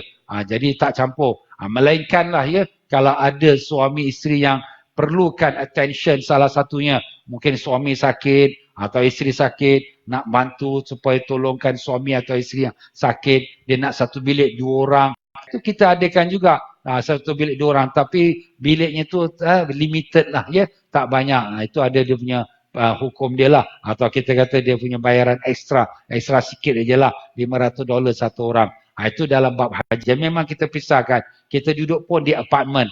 Nanti apabila lepas selesai haji semua dah selesai, baru dia duduk hotel. Duduk hotel tu dia sebilik 2 orang lah. Suami isteri. Itu perlu tuan-tuan kita jaga. Sebab apa? Kita nak buat ibadah haji ni pun bukan senang tuan-tuan. Nak tunggu kota. Ada siapa-siapa register hari ni, kota dia lagi 42 tahun. 42 tahun? Ada jemaah yang bagi tahu saya, ustaz saya baru register, dia kata tahun queue number saya tahun 2062. 2062? Bila tu? Lagi 42 tahun tuan-tuan. Sebab tu saya nasihatkan kalau mana yang belum register, pergi register sekarang. Kau ingat kau register hari ni besok pergi haji? Tak ada. Kau tunggu lagi 40 tahun. Sebab tu jangan lambat-lambat tuan-tuan ya. Anak-anak muda sekarang kita nasihatkan cepat-cepat pergi register haji. Baiklah, timbul masalah. Masalah apa? Jika berlaku pendahuluan jima' dengan syahwat dalam keadaan sengaja, maka wajib dia bayar fidyah. Fidyah itu berupa seekor kambing ataupun puasa 3 hari atau memberi makan 6 orang miskin yang telah kita sebut tadi. Sama ada dengan dia bercumbuan itu mengeluarkan mani atau tidak. Ini kalau dengan sengaja lah ya, dan dengan bernafsu. Kalau sekiranya dia tak bernafsu, dia seperti saya kata tadi, isteri cium tangan suami atau suami cium kepada dahi isteri dengan kerana rasa sayang, minta ampun, minta maaf, itu tak apa. Tapi kalau dengan nafsu tak boleh. Pernah satu orang tua datang kepada Ibnu Abbas radhiyallahu anhu. Si Ibnu Abbas ni seorang sahabat Nabi dan seorang ulama. Wahai Ibnu Abbas, saya ini kalau dalam puasa cium isteri saya boleh ke tidak? Maka Ibnu Abbas kata boleh. Kemudian datang satu orang muda. Wahai Ibnu Abbas, saya ni dalam puasa, boleh tak saya cium isteri saya? Tak boleh. Tadi orang tua tu kata boleh. Itu dia dah tua. Engkau ni muda lagi. Jadi Ibnu Abbas mengambil ijtihad bahawa orang tua ni dah tak ada nafsu dah. Sebab tu dia cium isteri dalam puasa tak apa lah. Tapi kalau orang muda ni nafsu masih kuat lagi. Dan cium isteri dia, nanti naik pula nafsu dia. Tak boleh. Bahaya. Tapi di sini ulama mengatakan bukan kira tua atau muda. Sebenarnya kalau orang tua pun, dia dah tua tapi nafsu masih kuat lagi. Cium isteri pun nafsu, tak boleh lah. Walaupun orang tua. Sebab maksud Ibn Abbas tu tua tu kerana sudah tak ada nafsu. Jadi macam itulah juga. Walaupun kita dah orang tua, kita dengan isteri kita pergi haji atau pergi umrah, kita tidur sama-sama bernafsu pun tak boleh. Itu kita jagalah ya, jangan sampai kita melanggarnya.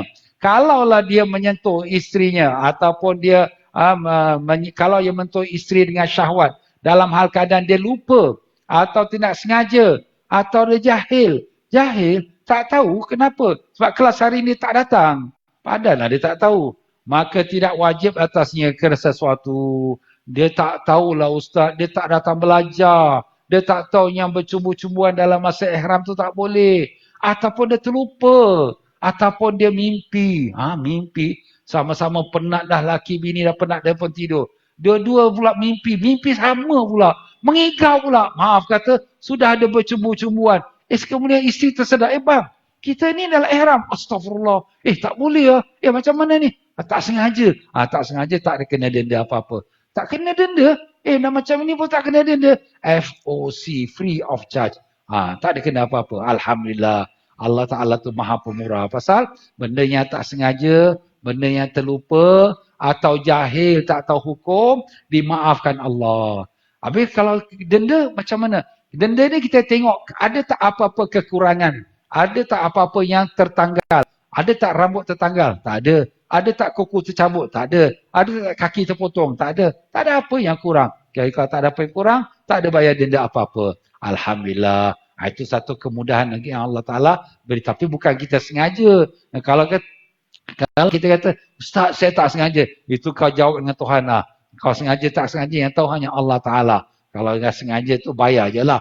Kalau tak sengaja, itu betul-betul tak sengaja, itu diampunkan Allah. Dan kalau dia melakukan jima dengan sengaja, masa dalam ihram, haji ataupun umrah, maka hukum atasnya apa dia? Pertama, batal hajinya. Allah, batal haji, dah tunggu-tunggu 20 tahun, batal pula. Rugi. Sebab tu jaga tuan-tuan ya, jangan sampai batal haji kita. Yang kedua, wajib disempurnakan hajinya. Jadi di sini, saya punya haji dah batal. Nak buat apa saya nak pergi Arafah lagi? Buat apa saya nak pergi melontar lagi? Kau tak pergi Arafah, kau tak pergi melontar, engkau double dosa.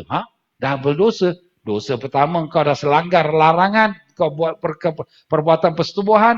Dosa kedua, kau tidak sempurnakan haji. Kenapa ya? Kita dah batal pun kena sempurnakan haji supaya Allah nak melindungi kita daripada diketahui ramai. Kenapa si Mamat tu tak pergi Arafah dengan kita? Dia dah pakai ihram semua. Dia dah langgar. Kan orang dah tahu. Jadi Allah Ta'ala nak tutupkan. Tak apa, kau pergi. Orang tak tahu. Yang tahu kau laki bini dengan Allah Ta'ala saja. Sudah, itu saja. Itu Allah Ta'ala yang punya kasih sayang tuan-tuan. Jadi orang tak tahu kita dah batal sebenarnya. Tapi Allah nak tutupkan kita punya keaiban kita. Dan demikian pula. Yang ketiga, wajib dia mengqadakkan hajinya pada tahun akan datang. Tak boleh lama-lama lagi. Balik saja pada Mekah, terus pergi Muiz, saya nak register haji tahun depan. Kau baru balik nak register? Tunggu lagi 40 tahun. Tak boleh, saya dah langgar ni. Langgar apa? Tak boleh cakap. Maaf tuan-tuan. Tak boleh, Muiz tak boleh terima.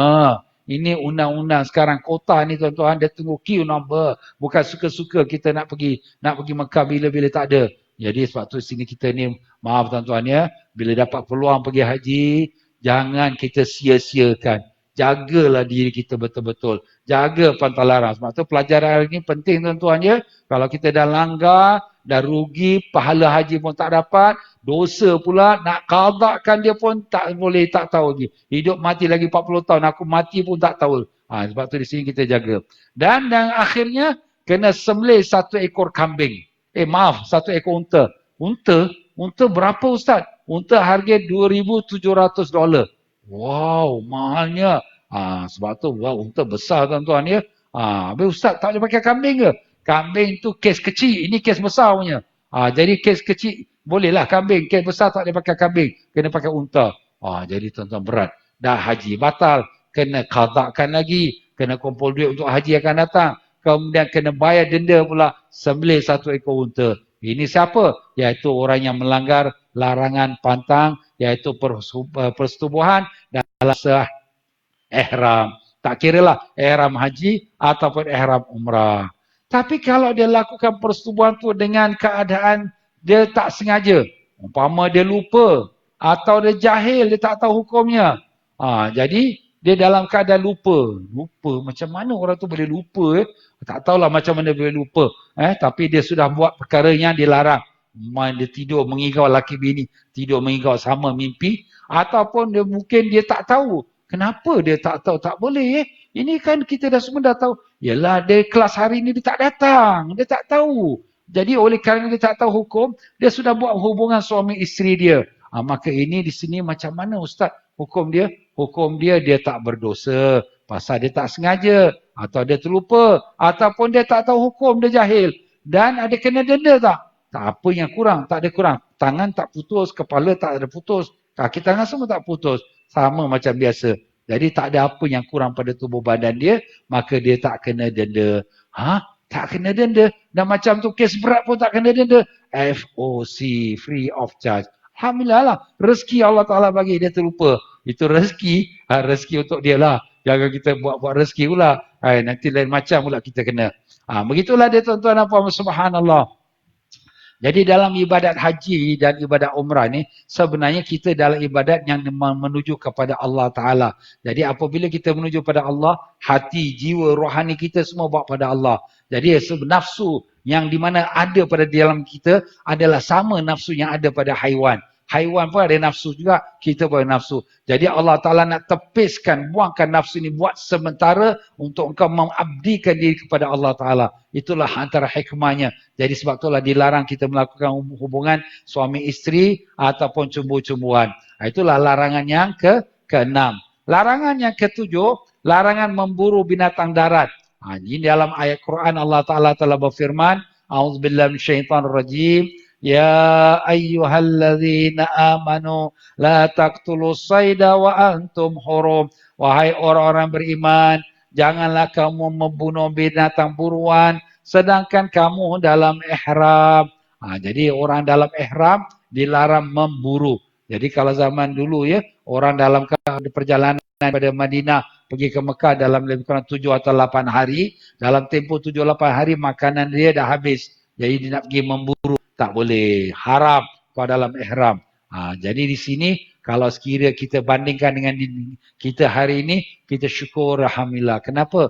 Kita punya perjalanan daripada Madinah ke Mekah hanya 6 jam saja. Alhamdulillah. Kalau zaman Nabi 7-8 hari, kita 6 jam, 7 jam saja. Perjalanan daripada Madinah ke Mekah. Dan biasanya kita pun, jemaah-jemaah kalau yang saya pimpin, kalau berangkat keluar daripada Madinah, kita berangkat keluar lepas makan tengah hari. Kita bagi dia lunch dulu. Dia lepas main zuhur, dia lunch. Kemudian dia pun berangkat pergi ke Mekah, nak buat umrah. Sampai ke Mekah, dia pun dah diberikan makan dinner pula. Jadi dia sebelum keluar pada Madinah, dia sudah lunch. Perut dia dah kenyang. Bila dia naik bas, dia tidur. Macam ular sawa kan. Dah kenyang, dia tidur lah. Lepas tu bila sampai Mekah, masuk hotel, makan lagi dinner pula. Jadi sentiasa perut dia kenyang.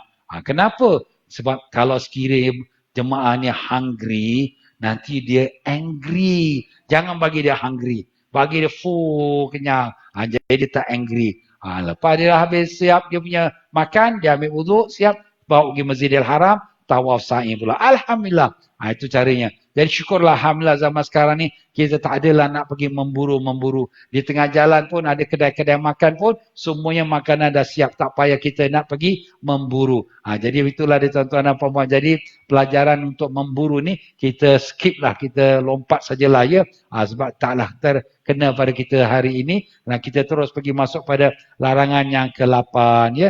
Larangan yang ke-8 ialah larangan fusuk dan jidal. Ya, larangan fusuk dan jidal. Ini berdasarkan pada firman Allah yang telah kita baca tadi. Iaitu barang siapa yang melakukan ihram pada bulan-bulan tersebut, janganlah melakukan rafas, fusuk dan jidal. Apa tu rafas? Rafas tu maknanya persetubuhan antara suami dan isteri dan segala cumbu-cumbuan ya, yang membawa pada nafsu berahi. Adapun fusuk, fusuk itu maknanya keluar dari ketaatan kepada Allah, iaitu segala bentuk maksiat. Sama ada dosa besar atau dosa kecil, yang demikian itu adalah haram pada setiap masa, apalagi jika seorang itu dalam masa ihram. Jadi dalam masa ihram ni, kita jangan buat dosa. Dosa ni macam-macam bentuk. Ada dosa zahir, ada dosa batin. Dosa zahir tu apa? Dosa mata kita. Tengok pada orang perempuan, perempuan tu jambu. Kau dalam ihram, jaga sikit mata. Maaf je tuan ya. Kita pergi tempat orang, diorangnya hotel tak macam kita ya, kita best. Kau ni banding-bandingkan ni, kau nak megah-megah. Jangan, kau dalam ihram. Allah Ta'ala tak pandang kau punya hotel. Kita pergi tempat tempat ni apa ni, busuk. Orang buang air kat sini. Jangan hina tempat ni tanah suci. Kalau busuk, duduk diam jalan saja. Jangan bising-bising. Ada satu jemaah saya, tapi dululah ya, lama dulu. Dia ni kalau lalu tempat Bukit Safa dululah. Bukit Safa tu tak macam sekarang ya. Dulunya situ tempat orang buang-buang air besar, buang air kecil. Tempatnya memang tak baguslah. dia pun hina. Apa ni? Busuk kata ni. Lepas dia cakap macam tu, hidung dia terus bau busuk. Sampai dia balik Singapura, baru hilang bau busuk dia. Nampak tuan-tuan?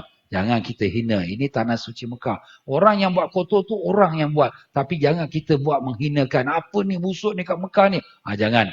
Macam tu juga ada orang tu, bila dia nak makan, dah dihidangkan makan, dia komplain. Ini apa ni? Makanan kucing yang bagi kita.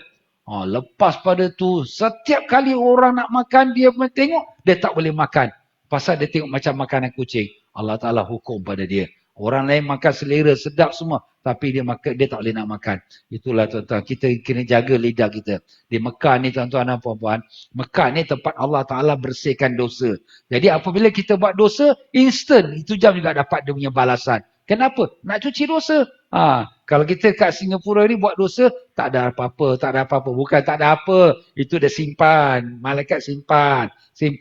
Nanti besok kat Mekah, dia cuci semua. Sebab tu kat Mekah tu kadang-kadang sakit lah, kadang-kadang duit hilang lah, selipar hilang lah. Sebab tu kita ni kalau kena apa-apa susah kat Mekah, jangan kita cakap apa-apa. Kita kata ini Allah nak ampunkan dosa aku. Dosa aku pun dah banyak, Allah nak ampun. Niat macam tu dah. Yang kita minta jangan kena apa-apa. Mudah-mudahan selamat balik. Tapi kalau andai kata, tetapi begitulah kalau kita kat Mekah kita buat dosa, itu jam juga Allah Ta'ala balas. Pasal apa? Allah tak mau kita balik dengan dosa. Allah nak kita balik dengan pahala. Jadi bila buat dosa kat Mekah, itu jam juga kena instant. Itu jauhkan diri kita. Jangan kita buat dosa kat Mekah. Lidah kita jaga. Jangan mengata orang. Apa orang macam tu? Jangan bergaduh-gaduh. Jangan bertekar-bertekar. Kita keluar pada masjid. Kita tengok kita selipar tak ada. Ini penyamun tarmas ni. Kat mana dia selipar dia ambil lah. Jangan marah-marah. Kau punya selipar dah hilang. Kau marah-marah pun tak dapat pahala. Selipar pun tak dapat. Tapi kalau kau niat sedekah, kau punya pahala pun dapat dan kau punya ibadat pun sempurna. Nampak tuan-tuan? Sebab tu sini kita jangan marah. Habis ustaz saya dah bungkus ustaz selipar saya. Saya masuk plastik, saya masuk dalam tempat corner ni. Wah, ini memang sengaja orang ni ambil selipar saya. Yelah, selipar kau tu cantik. Jadi orang berkenan. Jadi orang ambil lah. Jadi sebab tu saya nasihatkan pada jemaah semua, kalau kita pergi ke Masjidil Haram, pergi Masjid Nabawi, pakai selipar common sudahlah. Yang murah-murahnya, $5 sudah. Jangan mahal-mahal. Ni pakai kasut $100 punya harga. Pakai selipar cantik daripada Italy, daripada London. Wah, ni aku branded tau, aku beli daripada London. Kau pakai hilang, sekali hati pun dah berguris. Alamak, ustaz suruh sabar. Ustaz selipar bolehlah $5. Saya yang selipar $100 pada London tau. Itulah kau tak mendengar ustaz cakap. Pakai murah-murah sudah. Jangan pakai mahal-mahal. Maaf tuan-tuan, ini cakap betul ni. Ya, sebab ini biasa kena. Saya pun baru ni pergi umrah pun balik pun. Keluar pada Masjidil Haram pun hilang juga selipar saya. Apa nak buat? Kita redha lah. Itu dah takdir Allah. Allah pun nak test kita tengok. Kau sabar ke kau tak sabar? Kau ikhlas tak datang ke tanah suci ni? Kerana aku ke kerana nafsu? Itu Allah nak test kita juga tuan-tuan dan puan-puan dia. Waktu kita jangan cakap apa-apa. Kita keluar pada Masjidil Haram, orang tolak-tolak kita. Jangan tengok muka dia. Hei, tak nampak. Jangan. Biar dia nak cepat. Pasal apa? Dia nak pergi balik rumah cepat. Dia nak buang air. Dia nak terbuang air tu. Biarkan dia. Apa ustaz nak terbuang air tu? Dia sengaja tolak-tolak. Yelah dia nak keluar rumah Masjid Haram cepat. Bini dia nak beranak tu ke hospital tu. Sebab tu dia nak keluar cepat. Macam itulah kita. Kita give excuse tuan-tuan. Jangan kita marah-marah orang. Kita tengah tawaf orang pijak kaki kita. Aduh sakit. Sabar. Apa cakap ustaz? Nak cakap apa? Cakap cobaan.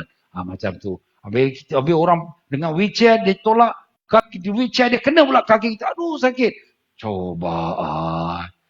Ya. Macam tu je lah. Sabar je lah. Itu kata cobaan tu betul tuan-tuan ya. Jangan kita ingat tu macam main-main tapi betul. Coba Allah nak test kita tuan-tuan. Sebab itulah Allah SWT sendiri telah mengatakan ahasiban nasu ayyutraku ayyaqulu amanna wahum la yuftanun. Apakah manusia sangka yang mereka akan biarkan mengatakan kami telah beriman sedangkan mereka belum diuji? Jadi Allah Ta'ala nak uji kita tuan-tuan. Macam sekarang penyakit virus ni. Penyakit virus sebenarnya ujian Allah Ta'ala.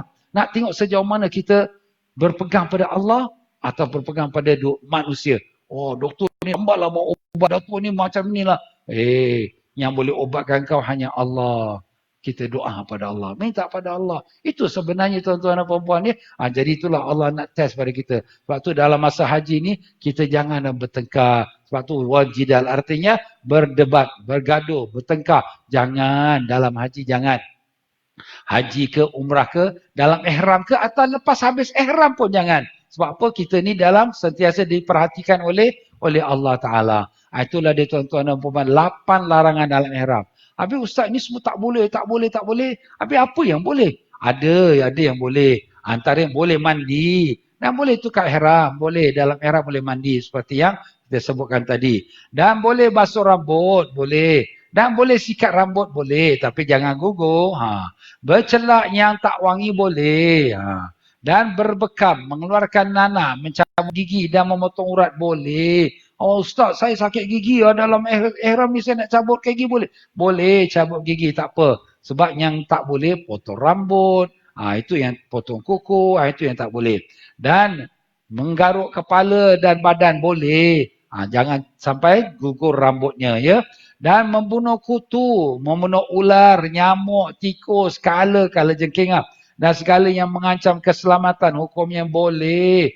Dan juga melihat cermin. Tengoklah cermin muka kau macam putih anak tu. Boleh. Ya. Dan sembilannya memarahi pekerja atas dasar mengajar dan menegur. Boleh. Jadi kita ada pekerja, ada tukang sapu, kita ada tukang jaga rumah. Kita marah dia tak jalankan kerja dia.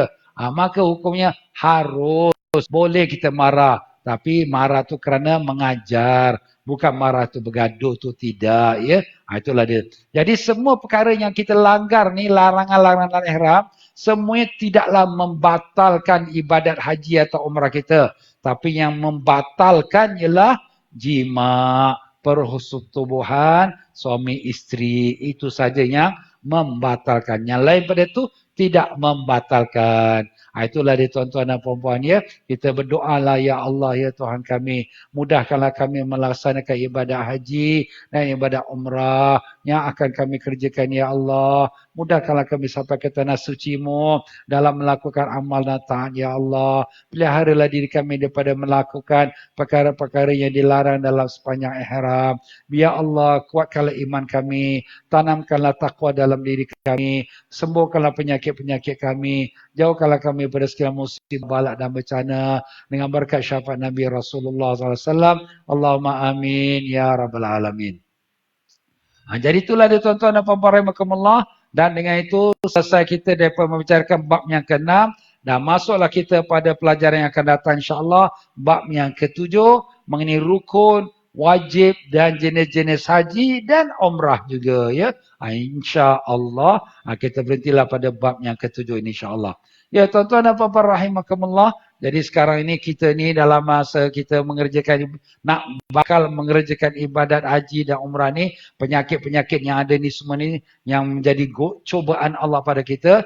Marilah kita sama-sama berdoa mohon perlindungan daripada Allah Ta'ala ya. Jadi doa mohon lindung ni daripada wabak penyakit ini ada dengan tangan semua para pegawai. Kalau siapa yang nak boleh minta lah pada pegawainya ya. Kita doa sama-sama iaitu dengan doanya Bismillahirrahmanirrahim ni kita baca berulang 3 kali. Bismillahirrahmanirrahim. Bismillahirrahmanirrahim. La yadurru ma'asmihi syai'un fil ardi wala fis sama wa huwa sami'ul alim. Bismillahirrahmanirrahim. La yadurru ma'asmihi syai'un fil ardi wala fis sama wa huwa sami'ul alim. Bismillahirrahmanirrahim. La yadurru ma'asmihi syai'un fil ardi wala fis sama wa huwa sami'ul alim. Kita tiup kat tapak tangan kita dan kita sapu seluruh badan. Sapu seluruh badan. Buang semua, niatkan semoga Allah buangkan semua penyakit-penyakit daripada badan kita. InsyaAllah. Dan kita baca lagi doa yang keduanya. Siapa baca doa yang kedua ni 3 kali pagi 3 kali petang, Allah pelihara dia pada sekian binatang yang melata, pada ular, kuman, virus, segala-galanya berbisa. Mari kita baca. A'udzu bikalimatillahi tammati min syarri ma khalaq. A'udzu bikalimatillahi tammati min syarri ma khalaq. A'udzu bikalimatillahi tammati min syarri ma khalaq. Kita baca 3 kali pagi, 3 kali petang. Dan demikian juga kita baca doa ini 3 kali pagi, 3 kali petang. Iaitu doa mempagarkan diri kita dari sekalian balak dan penyakit. Apa dia? Mari kita baca. Bismillahirrahmanirrahim. Tahassantu bizil izzati wal jabarut. Wa'tasamtu birabbil malakut. Wa tawakkaltu alal hayyil ladzi la yamut. Isrif annal bala wal waba innaka ala kulli syai'in qadir. Bila perkataan isrif annal bala ni wal waba, kita terbalikkan tapak tangan kita. Kemudian lepas tu kita tada balik innaka ala kulli syai'in. Kita baca lagi sekali. Tahassantu bizil izzati wal jabarut wa'tasamtu birabbil malakut wa tawakkaltu alal hayyil ladzi la yamut. Isrif annal bala wal waba innaka ala kulli syai'in qadir. Sekali. Tahassantu bizil izzati wal jabarut wa'tasamtu birabbil malakut wa tawakkaltu alal hayyil ladzi la yamut. Isrif annal bala wal waba innaka ala kulli syai'in qadir. Ini doanya. Aku membentingkan diriku dengan nama Tuhan yang mempunyai kemuliaan dan kekuatan. Aku berpegang teguh pada Tuhan yang menguasai alam nyata dan alam yang gaib. Aku bertawakal kepada Tuhan yang hidup dan yang tidak mati selama-lamanya. Semoga kiranya Engkau hindarkan kami ya Allah dari balak dan wabak. Allah jauhkan kita dari balak dan wabak. Sesungguhnya Engkau maha kuasa atas setiap sesuatu. Amin. Dan kemudian kita doa dengan bertawasul. Dengan tawasul ini maknanya mengambil barakah akan dengan Ahlul Bait keluarga Nabi SAW. Jadi keluarga Nabi SAW yang termasuk Ahlul Bait yang termulia sekali ialah 5 orang. Pertama Nabi kita Rasulullah SAW. Yang kedua Sayyidina Ali radhiyallahu an. Yang ketiga dan keempat ialah Sayyidina Hasan dan Husain, cucu Nabi. Dan yang kelima ialah Fatimah, putri Nabi SAW. Ini 5 orang ni digelarkan Ahlul Bait keluarga Nabi SAW. Jadi para alim-alim ulama kita dalam kitab-kitab mereka ada mengajarkan kita bila ada balak dan wabak, penyakit-penyakit bahaya, kita berdoa dengan nama 5 mereka ini dan insya-Allah Allah hapuskan balak dan wabak itu. Ini diamalkan kau boleh setiap lepas sembahyang. Kita baca sama-sama. Bismillahirrahmanirrahim. Li khamsatun utfi biha haral waba ilhatima al-mustafa wal murtada wabnahuma ma Fatimah. Li khamsatun utfi biha haral waba ilhatima al-mustafa wal murtada wabnahuma ma Fatimah. Li khamsatun utfi biha haral waba ilhatima al-mustafa wal murtada wabnahuma ma Fatimah. Apa maknanya? Li khamsatun, bagi aku ada 5 penawar. Utfi biha, yang memadamkan dengannya. Harral waba, kepanasan penyakit wabak. Wabak ni semua penyakit yang menular seperti sekarang ini. Al-Hatimah, penyakit wabak yang membinasakan. Al-Mustafa, siapa tu 5 penawar? Itulah Al-Mustafa, iaitu Nabi kita SAW. Wal Murtada, iaitu Sayyidina Ali radhiyallahu an. Wabnahuma, dan kedua anak mereka, iaitu Sayyidina Hasan dan Husain. Ma Fatimah, beserta dengan Siti Fatimah. Itu ada 5 orang Nabi, Sayyidina Ali, Hasan Hussein dan juga Fatimah. Ini barakah tuan-tuan ya. Kita berdoa dengan berkat yang Ahlul Bait, Allah SWT hapuskan penyakit-penyakit wabak. Ini sekarang sedang penyakit wabak. Ini doa ini adalah sangat baik sekali. Dan ini bukan cakap-cakap saja, bahkan sudah mujarab. Pada masa zaman dahulu pun berlaku wabak penyakit. Dan Alhamdulillah Allah Ta'ala selamatkan orang-orang Islam daripada penyakit itu, barakahnya Ahlul Bait, keluarga Nabi SAW. Ya tuan-tuan dan puan-puan, kami menumpang kedukecitaan kepada perkara yang berlaku baru-baru ini. Iaitulah di mana kerajaan Israel telah mengeluarkan satu notis untuk melarang kemasukan siapa-siapa saja rakyat Singapura ke negaranya. Bermula daripada 18 Februari.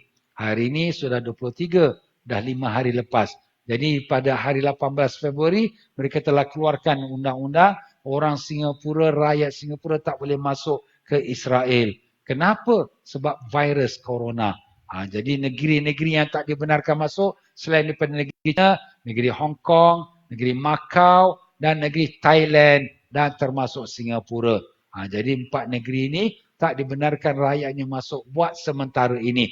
Jadi oleh kerana itu kita punya program iaitu Isra' Mi'raj di Baitul Maqdis. Baitul Maqdis itu termasuk di dalam Israel.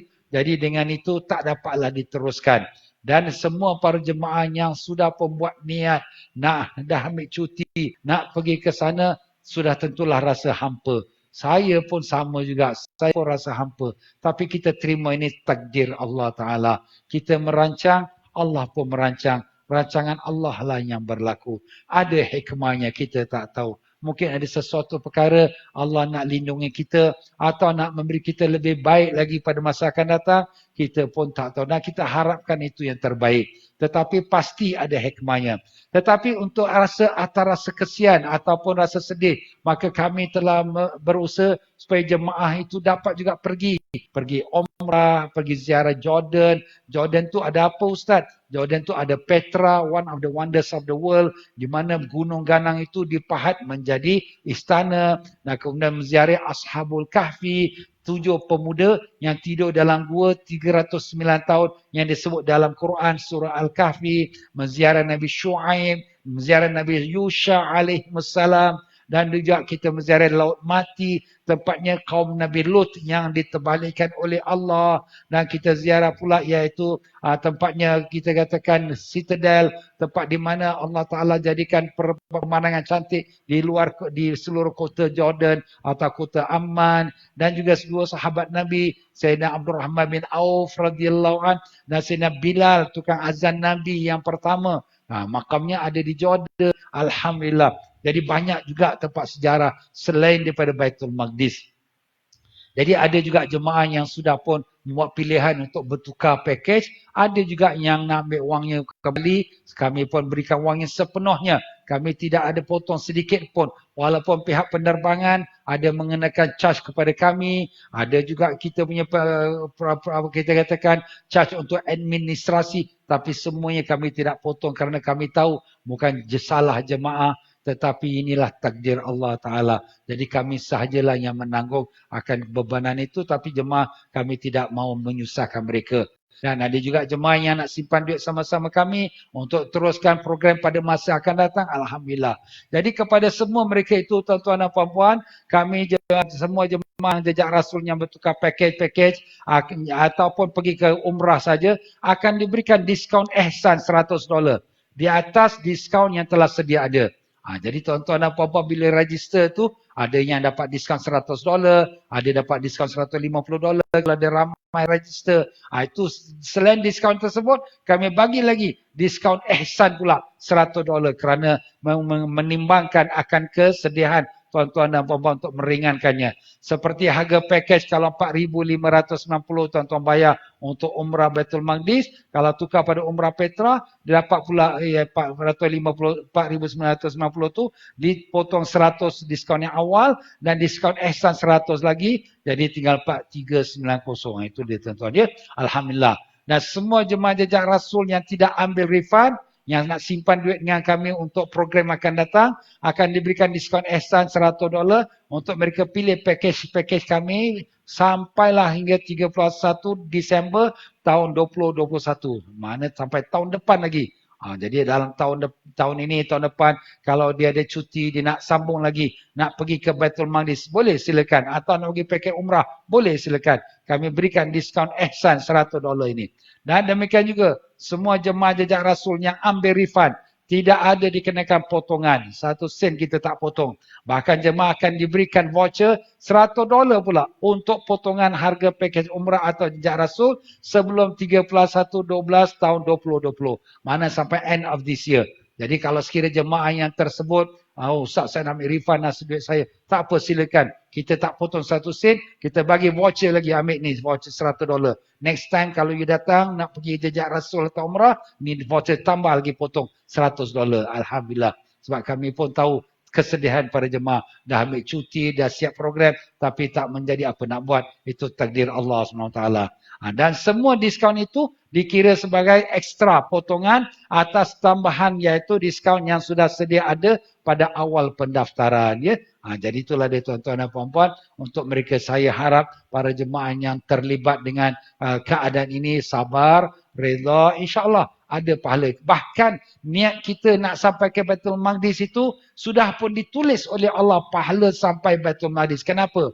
Sebab dia kata innamal a'malu binniat. Setiap amalan bergantung niat. Jadi tuan-tuan semua dah niat nak pergi ke Baitul Maqdis, Allah dah tuliskan pahala sampai Baitul Maqdis. Cuma fizikal kita saja yang tak sampai. InsyaAllah pada masa panjang akan datang pula umur kita sihat walafiat, dan apabila larangan ini sudah diangkat, dah boleh pula kita masuk, InsyaAllah kita akan menziarahinya. Sebab itu saya selalu katakan juga, ziarah Baitul Maqdis ini kalau boleh ada rezeki, banyak umur, sihat walafiat, nanti bila larangan ini sudah diangkat, jangan lambat-lambat, pergilah register, pergilah ke Baitul Maqdis. Kenapa? Kita tak tahu tuan-tuan. Besok-besok kalau betul-betul dia tutup, tak boleh masuk lagi, langsung kita tak boleh masuk. Ini tutup sementara kerana waktu penyakit virus corona ni. Mudah-mudahan cepat nanti diangkat, dan kerajaan kita Singapura pun sangat jaga ketat dengan penyakit ini supaya tak menular dengan bebas. Mudah-mudahan lama-lama akan turun dan kemudian akan dibukakan kembali Baitul Maqdis kepada orang Singapura kita, insya-Allah. Ya tuan-tuan dan puan-puan rahimakumullah, untuk mereka yang akan berangkat pada bulan Mac dan April ini, kami akan mengadakan taklimat. Taklimat itu ialah pada 1 hari bulan Mac, iaitu hari Ahad depan tuan-tuan ya, hari Ahad depan, iaitu bertempat di MPH Masjid Sultan ya. MPH Multi Purpose Hall Masjid Sultan. Jam 2 sampai jam 3 petang untuk paket jejak Rasul. Yang mana yang bertukar paket jejak Rasul semua, ini mereka dijemput. Yang mana yang sudah tak pergi kerana nak tarik refund ataupun yang nak tunda, mereka tak perlulah datang sebab mereka taklah ke package ini. Dan kemudian pada jam 3 suku sampai 6 petang, semua jemaah package umrah dan juga jemaah jejak Rasul yang ada umrah. Sekarang ni semua paket jejak Rasul semua ada umrah ya.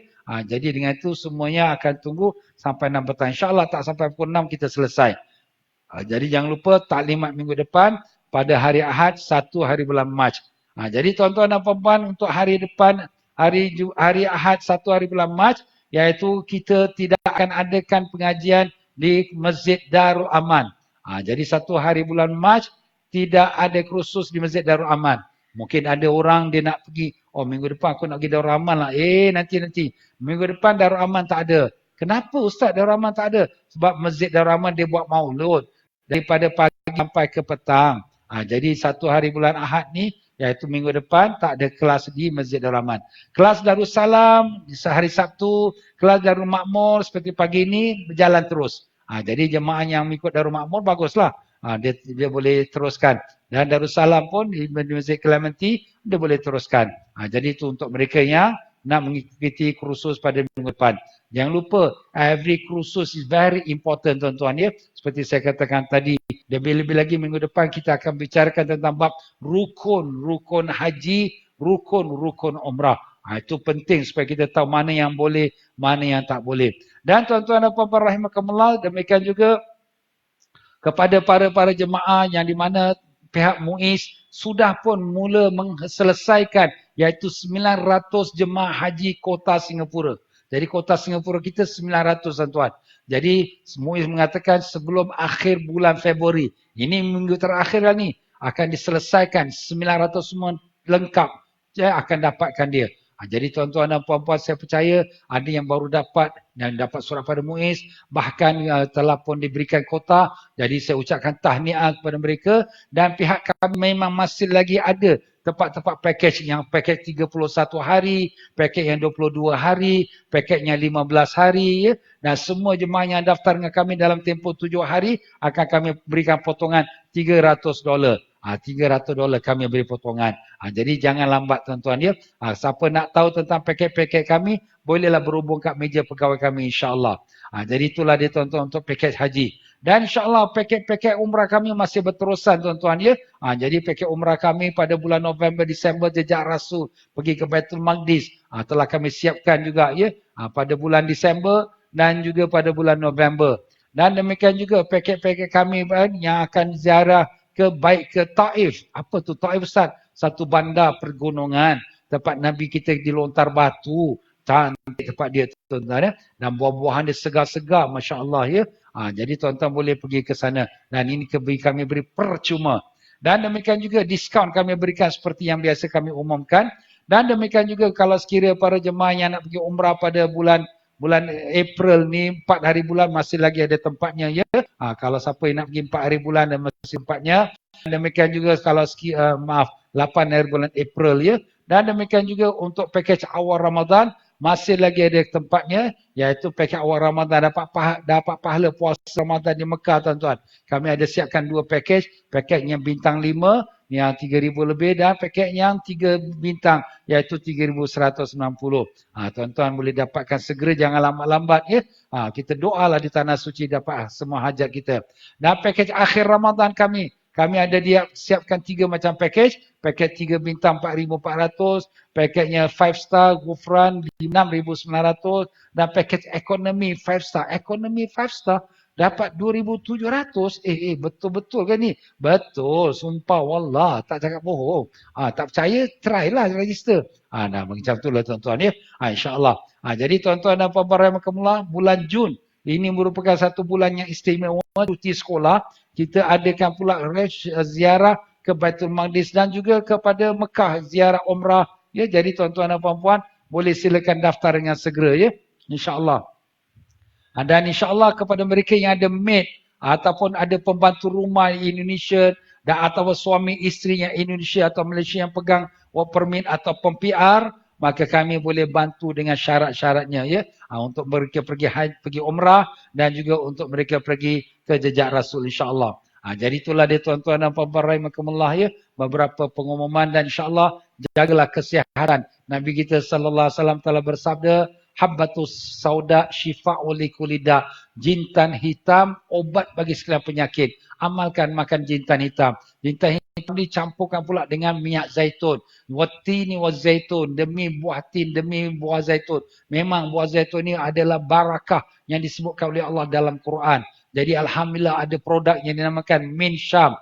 Min Syam tu maknanya di sini produk zaitun, yang di mana minyak zaitun dan juga dengan habbatus sauda iaitu jintan hitam.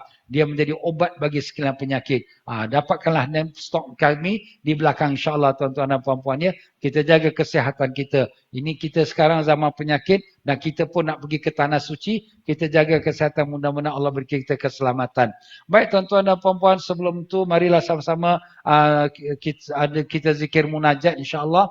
Dan dengan itu saya ada soalan di sini, masalah penyakit orang perempuan, ya. Kalau masalah orang perempuan, kalau sekiranya mereka di dalam masa dia nak buat ibadat umrah atau ibadat haji, dia datang uzur haid, nanti dia nak ibadat terganggu, nak tawaf tak boleh, lebih-lebih lagi kalau orang buat umrah, kalau waktu singkat pendek, ya. Di sini boleh tak dia makan obat? Jawapannya di sini, obat tu harus hukumnya. Hukum obat tu harus, boleh dia makan. Tapi dengan syarat, obat itu tidak mendatangkan kemudaratan. Kemudaratan tu macam mana? Nanti lepas tu dia jadi tumpah darah pula. jadi penyakit lain pula. Itu janganlah. Sebab dalam Islam tidak disuruh kita berobat sampai menyebabkan kita bertambah penyakit pula. Jadi sebab tu di sini kena konsult lah dengan doktor supaya dapatkan ubat yang sesuai dengan diri kita. Sebab tak semua perempuan suhu badan dia dan badannya boleh menerima semua ubat. Ya, ada orang tak boleh terima ubat itu, ubat ini. Jadi nasihat saya, boleh dia makan ubat tahan uzur, tapi dengan syarat dia berjumpa dengan doktor dan mendapatkan nasihat doktor.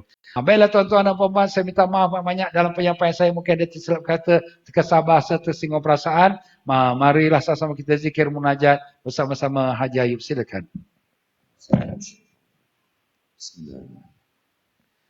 أستغفر الله العظيم الذي لا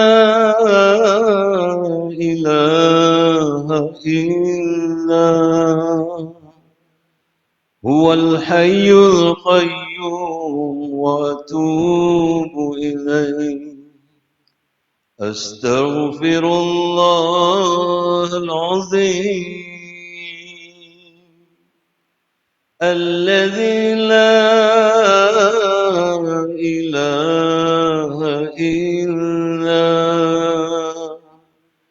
هو الحي القيوم وأتوب إليه أستغفر الله العظيم الذي لا إله إلا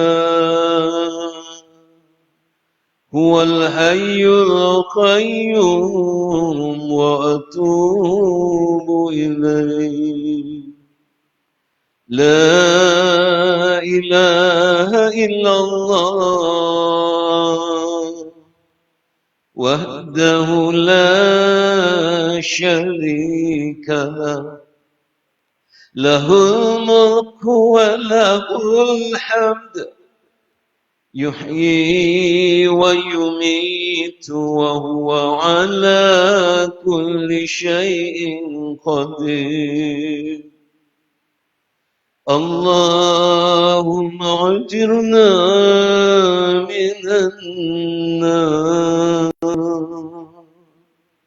اللهم أجرنا من النار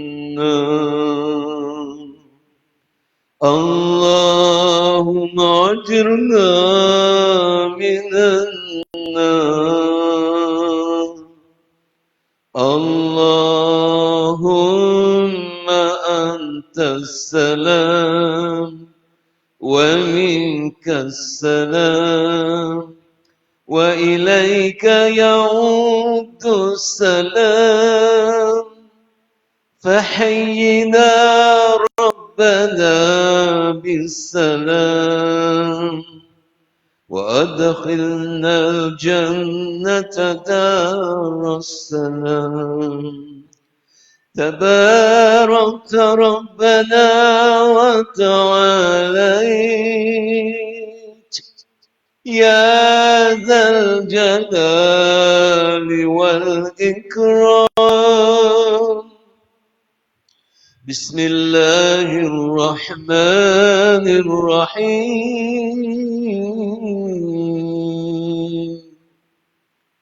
الحمد لله رب العالمين الرحمن الرحيم مالك يوم الدين إياك نعبد وإياك نستعين اهدنا الصراط المستقيم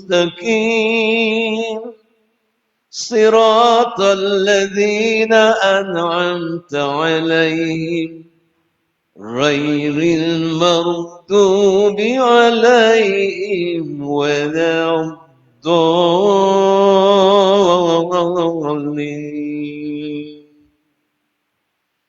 Subhanallah walhamdulillah ولا إله إلا الله والله أكبر سبحان الله والحمد لله ولا إله إلا الله والله أكبر سبحان الله والحمد لله ولا إله إلا الله والله أكبر سبحان الله والحمد لله ولا إله إلا الله والله أكبر سبحان الله والحمد لله ولا إله إلا الله والله أكبر سبحان الله والحمد لله ولا إله إلا الله والله أكبر الله الله الله الله يا الله الله يا الله الله يا الله الله يا الله الله يا الله الله يا الله الله الله الله يا الله الله الله الله يا الله الله يا الله الله يا الله الله يا الله الله يا الله الله الله الله يا الله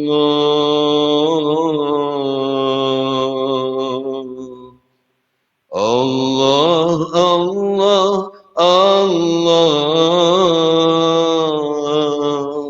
يا الله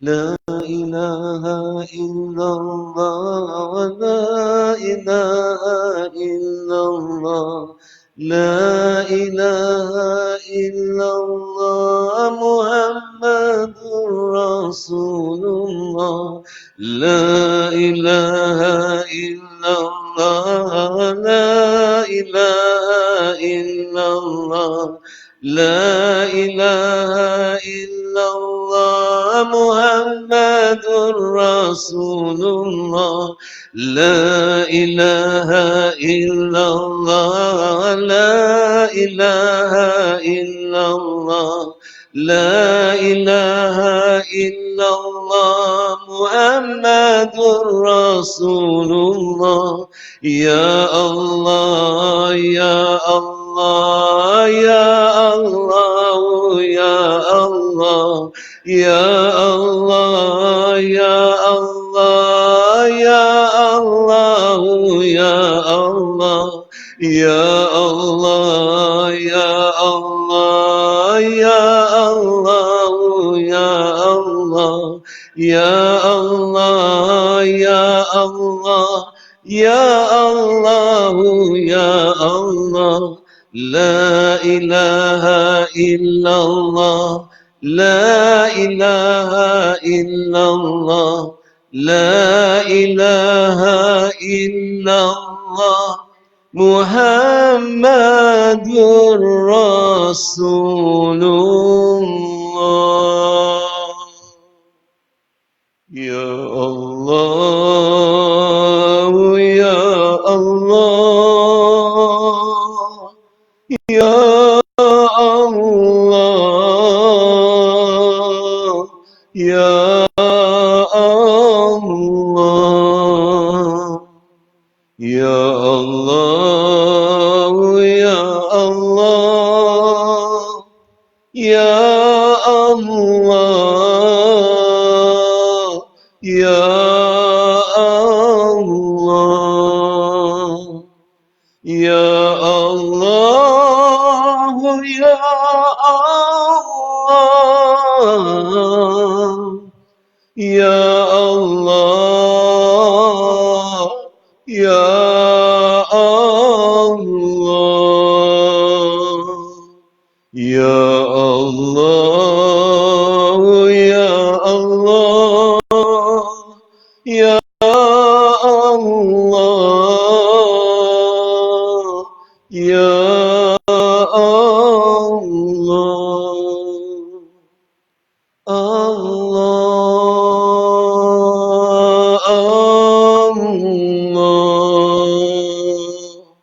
Allah, Allah,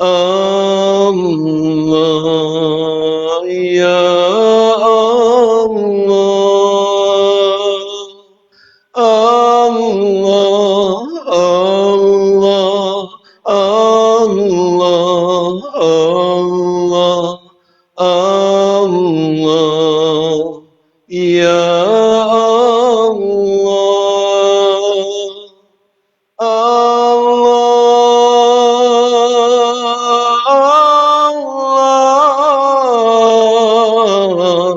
Allah, Ya Allah, Allah,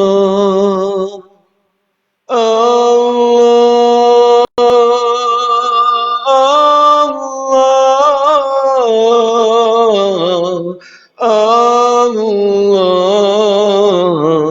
Ya Allah. Tubna, Ya Allah. Tubna, Ya Allah.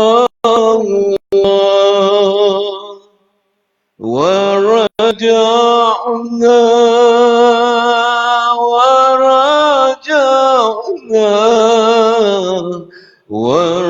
ورجعنا يا الله وندمنا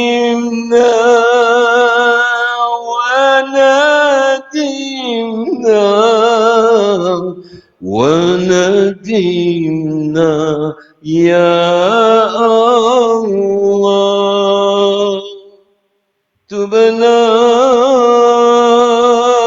إلى الله ورجعنا إلى الله وندمنا على ما فعلنا إلهي لست للفردوس أعلى ولا أقوى على النار الجحيم فهبني توبة واغفر ذنوبي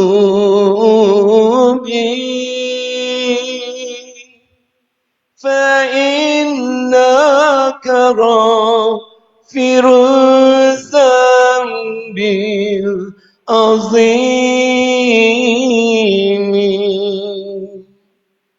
Wahai Tuhan ku tak layak ke syurgamu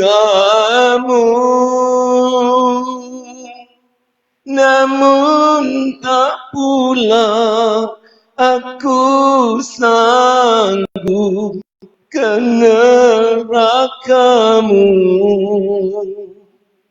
Ampunkan dosaku, terimalah taubatku.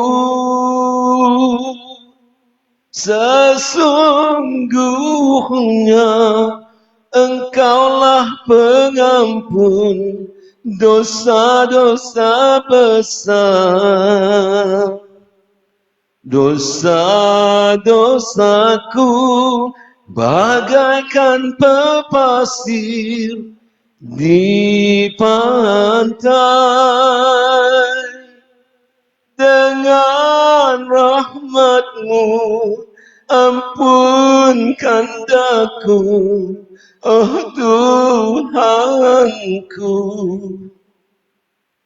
Wahai Tuhan, selamatkan kami ini dari segala kejahatan dan kecelakaan. Kami takut, kami harap kepadamu.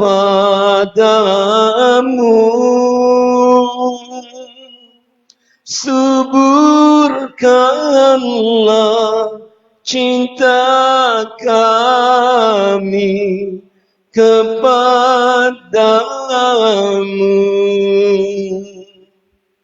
Kamilah hamba